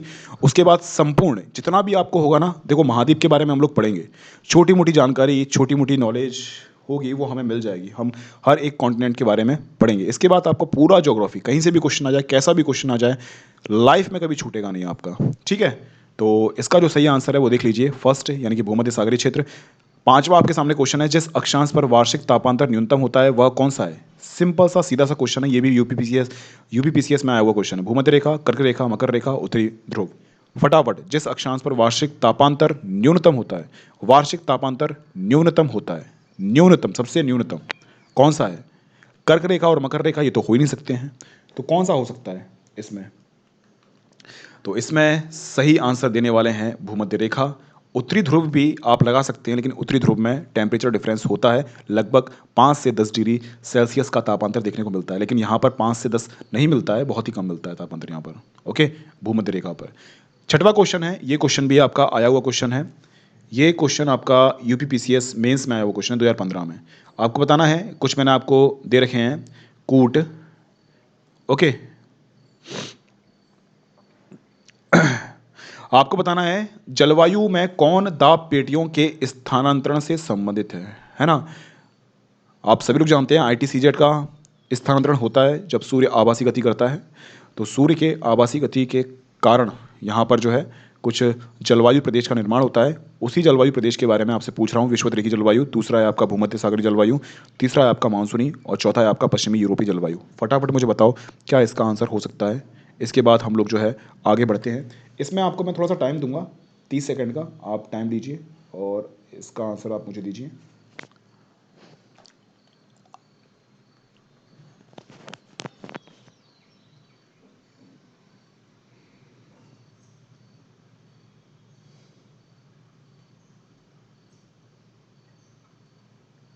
टाइम खत्म हो चुका है आपका, और यहां पर जो आपका आंसर है वो आप देख सकते हैं, वो 2 और 3 है। ओके, ये जो कटिबंध है वो आपके प्रभावित नहीं होते हैं। ओके, कौन कौन से, सॉरी, ये स्थानांतरण से संबंधित है। कौन कौन से? एक तो भूमध्य सागरीय जलवायु, और तीसरा है आपका मानसूनी जलवायु। आप सभी लोग जानते हैं कि किस प्रकार से बेल्ट आपके जो है शिफ्ट होते हैं। नेक्स्ट मैंने आपको कुछ दे रखा है, एक साइड आपके कुछ घास के मैदान है, और मैंने आपको बताया था कि ये याद करके जाना ही जाना है, क्योंकि अक्सर यहाँ से क्वेश्चन आते हैं, और ये यूपीपीसीएस में मेंस में क्वेश्चन आया हुआ है। ओके, ध्यान रखना, प्रेरीज, पंपास, स्टेपीज, वेल्ड। आपको बताना है कौन सा सही सुमेलित नहीं है। ये हमारा 7वां क्वेश्चन है। फटाफट इसका आंसर दीजिए, 30 सेकंड का टाइम आपका स्टार्ट हो चुका है। जल्दी जल्दी, फास्ट फास्ट। पढ़ने से कुछ नहीं होगा, प्रैक्टिस करना भी बहुत ज़रूरी है, तब जाकर कुछ भली हो पाएगी, वरना कुछ भी भली नहीं हो पाएगी। ओके, चलिए आपका टाइम स्टार्ट हो चुका है, जल्दी फटाफट इसका आंसर दीजिए। कल जो भी क्लास होगी मैं आपको टेलीग्राम ग्रुप पर डाल दूंगा। टेलीग्राम ग्रुप आप जानते हो, BS लाइव भूपेंद्र सिंह, ये हमारा टेलीग्राम ग्रुप है। प्रेरीज, पंपास, स्टेपीज और वेल्ड, और बहुत जल्दी हम लोग लाइव आएंगे। ओके, आपका टाइम खत्म हो चुका है, और यहां पर आप सभी लोग जानते हैं कौन सा सुमेलित नहीं है। आपका वेल्ड। वेल्ड ऑस्ट्रेलिया में नहीं है, तो वेल्ड कहां पर है आप मुझे बताओ। मैंने आपको एक लिस्ट बताई थी, उसमें आप बताओ कि कौन सा ये जो वेल्ड है वो कहां पर है। अफ्रीका में है, ऑस्ट्रेलिया में है, यूरेशिया में है, या फिर अमेरिका में है। ओह शिट, इसका आंसर आपका दिख गया यार, खराब हो गया हमारा। तो सवाना का सर्वाधिक विस्तार कहाँ पर है? अब इसका आंसर भी हमारा आ गया है, ये भी यूपीपीसीएस में आया हुआ क्वेश्चन है। इसके बाद हम लोग आईएएस का क्वेश्चन सॉल्व करेंगे। अफ्रीका में। ओके, नेक्स्ट क्वेश्चन है आपके सामने, कुछ टेबल में आपको बता रहा हूँ, डाउन्स, स्टेपीज, सेल्वा और टैगा। आपको बताना है कौन सा सही सुमेलित नहीं है। अब देख लीजिए यहाँ पर, अब आपसे अक्षांश पूछ लिए इसने। पहले इसने क्या पूछा था, और ये हाँ, ये यूपीपीसीएस में आया हुआ क्वेश्चन है, आईएएस में नहीं है। अभी इसके बाद हम लोग आईएएस का क्वेश्चन सॉल्व करेंगे। यूपीपीसीएस में आया हुआ क्वेश्चन है, डाउन्स स्टेपेज सेल्वा टैगा, ये कहाँ ये कौन सा आपका सुमेलित नहीं है? उष्ण कटिबंधीय घास के मैदान, शीतोष्ण कटिबंधीय घास के मैदान, उष्ण कटिबंधीय वन, शीतोष्ण कटिबंधीय वन। फटाफट मुझे बताओ क्या इसका सही आंसर है। और 8 बजे कल हमारी क्लास नहीं होगी प्लस वाली, कल हमारी क्लास होगी स्पेशल, कल प्लस वालों की छुट्टी है। ओके, और स्पेशल क्लास में हम लोग इसी के आगे ज्योग्राफी करेंगे, तो स्पेशल क्लास में आ जाना 8 बजे। फिर बोलना मत कि सर आपने बताया नहीं, एक बार टेलीग्राम ग्रुप पे भी मैं आपको डाल दूंगा नोटिफिकेशन, ठीक है ना? टेलीग्राम ग्रुप से आपको मालूम चल जाएगा कि टाइमिंग क्या है। 8 बजे आपकी टाइमिंग है, और सुबह 6 बजे तो आपकी ज्योग्राफी चलेगी। सुबह 6 बजे जो आपकी ज्योग्राफी का लेक्चर होगा उसके आगे ही हम लोग कंटिन्यू करेंगे स्पेशल क्लास में। ओके, ठीक है, ये बात ध्यान रखना। डाउन्स स्टेपिस सेल्वा टैगा, उष्ण कटिबंधीय घास के मैदान, शीतोष्ण कटिबंधीय घास के मैदान, उष्ण कटि अक्षांश पूछ लिए। मैंने आपको कहा था कि कम से कम ये 3 जो आपके अक्षांश हैं ये तो याद कर ही लेना, बाकी याद हो या फिर नहीं हो वो तो फर्क नहीं पड़ता है, ठीक है ना? तो यहाँ पर सुमेलित नहीं है, उसमें से हम लोगों ने देखा था, वो है आपका आंसर, वो है डाउन्स यानी कि उष्ण कटिबंधीय घास के मैदान। अब आप आगे देखना, ये है 10वां क्वेश्चन, निम्नलिखित में से कौन सी एक उष्ण कटिबंधीय सवाना प्रदेश की जलवायु की मुख्य विशेषता है? एक है आपका वर्ष भर की बारिश, केवल शीतकाल में बारिश, अत्यंत अल्पकालिक शुष्क ऋतु, और निश्चित शुष्क और आर्द्र ऋतु। ये यूपीएससी में आया हुआ क्वेश्चन है, 2012 में, आईएएस 2012 में आया हुआ क्वेश्चन है। इस क्वेश्चन को आप सॉल्व कर सकते हो अगर आपने मेरे लेक्चर को ढंग से देखा होगा तो। ओके, अगर नहीं देखा होगा तो भाई डब्बा गोल है, फिर मैं कुछ भी नहीं कर सकता हूँ, आप भी कुछ नहीं कर सकते हैं, और इन्जॉय करें। ओके, ज़्यादा अच्छा रहेगा। तो 10वां क्वेश्चन है, 10वें क्वेश्चन में आपको मैं टाइम देता हूँ 30 सेकंड का। आपका टाइम तो पहले ही स्टार्ट हो चुका है। 10वां क्वेश्चन, फटाफट मुझे बताओ इसका आंसर कौन सा है? निम्नलिखित में से कौन सी एक उष्ण कटिबंधीय सवाना प्रदेश की जलवायु की मुख्य विशेषता है? निश्चित शुष्क और आर्द्र ऋतु। ओके, आप ध्यान रखना, इसका जो आंसर है वो कौन सा है? वो है 10वें का आंसर है आपका डी, यानी कि निश्चित शुष्क और आर्द्र शुष्क। ओके, ये आपका आंसर है, या ये इसका क्वेश्चन है, आपने फोड़ दिया इस क्वेश्चन को। नेक्स्ट क्वेश्चन आप देखना, नेक्स्ट क्वेश्चन क्या है आपका? 11वां क्वेश्चन है, इसको ध्यान रखना। निम्नलिखित में से कौन सा कथन सत्य है? पहला है उपोष्ण कटिबंधीय क्षेत्र में महाद्वीप के पूर्वी तट पर मरुस्थल नहीं पाया जाता। बी है उपोष्ण कटिबंधीय कटिबंध का महासागरीय पूर्वी तट काफ़ी आर्द्र वाले होते हैं। सी है उपोष्ण कटिबंधीय पश्चिमी महाद्वीपीय तट आर्द्र होते हैं। और डी है उपयुक्त में से कोई नहीं। आप इसका सही आंसर देना, क्या इसका सही आंसर है?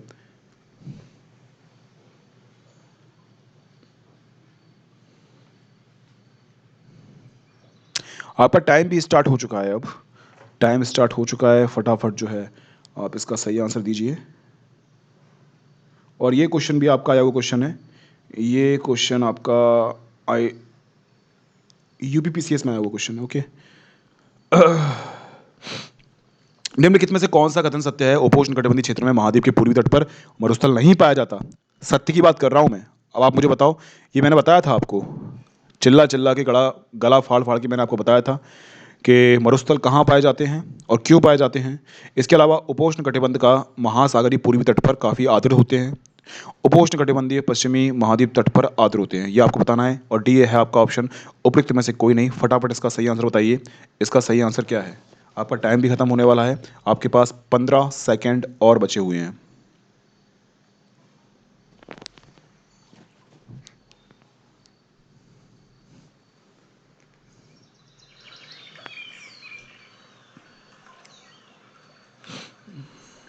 आपका टाइम खत्म हो चुका है, और इसका जो सही आंसर है वो है उपोष्ण कटिबंधीय क्षेत्र में महाद्वीप के पूर्वी तट पर मरुस्थल नहीं पाया जाता।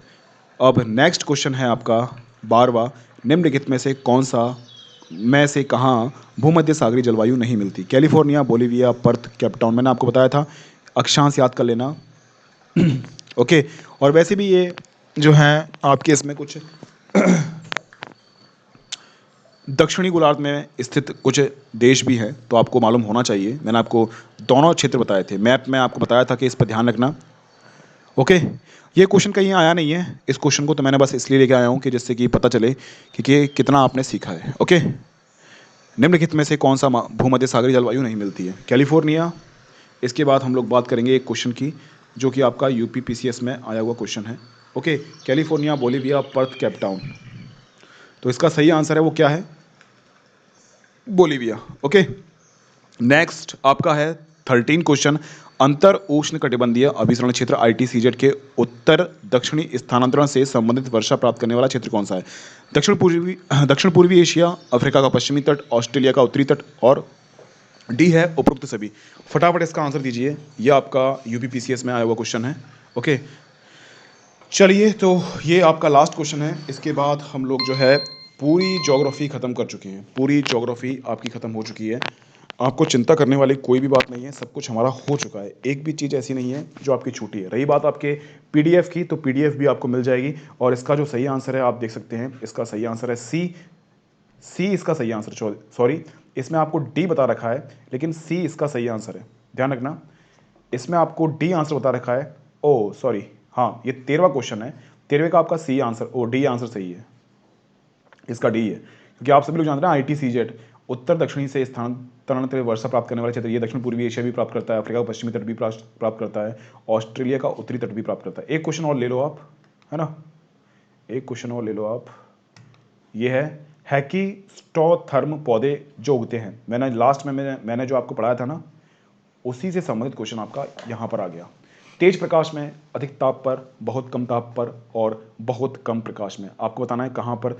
ये देखो, मैंने आपको बताया था कि किस प्रकार से जो आपका हमारा कौन सा भाई साहब था, कैंडोल जो भाई साहब था, इसने 5 मंडलों में विभाजित किया था, जिसमें कि मेगा थर्मल मंडल, जेरोफाइटिक मंडल, मेसोथर्मल मंडल, माइक्रोथर्मल मंडल और हैकिस्टोथर्मल मंडल। ये जो आपसे पूछा है वो हैकिस्टोथर्मल मंडल के बारे में पूछा है। और मैंने आपको बताया था कि हैकिस्टोथर्मल जो मंडल होते हैं उसमें ऐसे पौधे उगते हैं जो कि कम, यानी कि बिल्कुल न्यूनतम तापमान पर उगने वाले होते हैं। ओके, और मैंने आपको बताया था कि 2 प्रकार के वन यहाँ पर होते हैं। कौन कौन से होते हैं? एक तो मैंने आपको बताया था कि काई आपका एक ऐसा वो है वृक्ष, और एक है आपका कौन सा, ये है मॉस। काई और मॉस 2 ऐसे आपकी वनस्पतियां हैं जो टुंड्रा प्रदेश में उगते हैं। टुंड्रा प्रदेश को ही हम लोग हैकिस्टोन थर्म पौधे के लिए अनुकूल मानते हैं। तो ध्यान रखना, इसका डी आंसर है बहुत ही कम बहुत ही कम प्रकाश में, क्योंकि टुंड्रा प्रदेश में जो सूर्य की जो किरणें होती हैं वो लंबवत नहीं पड़ती हैं, तिरछी ही पड़ेंगी वर्ष भर, चाहे आपका गर्मी का मौसम हो चाहे आपका ठंड का मौसम हो। तो ये हमारा आज का लेक्चर यहीं पे समाप्त होता है। आप सभी के सहयोग के लिए बहुत बहुत धन्यवाद। ओके, कल फिर से मिलते हैं। ध्यान रखना, स्पेशल क्लास कल हमारी 8 बजे होगी। हम लोग कल नहीं, सॉरी, आज ही, मतलब ये जो लेक्चर है वो आपका आज, मतलब कल लाइव होगा, है ना, कल प्रीमियर होगा। तो ध्यान रखना, अभी जस्ट ये लेक्चर ख़त्म होता है, वैसे ही 8 बजे आपकी जो है स्पेशल क्लास होगी। उसमें ज्योग्राफी को हम लोग कंटिन्यू करेंगे। कुछ क्लास में कुछ क्लास में आपकी जो है स्पेशल में कराऊंगा, और कुछ क्लास में आपकी यूट्यूब पे करवाऊंगा। ओके, तो आपको सिलेबस करना है तो आपको स्पेशल में आना पड़ेगा। ओके, और ध्यान रखना, 8 बजे जो हमारी प्लस की क्लास होती थी वो कल ऑफ है, यानी कि आज ऑफ है। ओके, क्योंकि हम लोग एक दिन पहले रिकॉर्डिंग कर रहे हैं। और दूसरी बात ये है मेरा कोड BS लाइव। अगर आप अगर सिस्टमेटिक तरीके से पढ़ना चाहते हैं सिलेबस के अकॉर्डिंग, ओके, और तो BS लाइव कोड का यूज़ करते हुए आप अनअकैडमी का सब्सक्रिप्शन दे सकते हैं। ये कोड है, इस कोड को हमेशा ध्यान रखना। ओके, आप चाहो तो किसी भी कोड का यूज़ करो, लेकिन मेरे साथ जुड़ना है तो BS लाइव कोड का यूज़ करते हुए आप आ सकते हो। ठीक है, आप सभी के सहयोग के लिए बहुत बहुत धन्यवाद। हम लोग कल फिर मिलते हैं, कल नहीं, अभी मिलेंगे स्पेशल क्लास में, और ज्योग्राफी की हम लोग आगे कंटिन्यू क्लास करेंगे। ओके।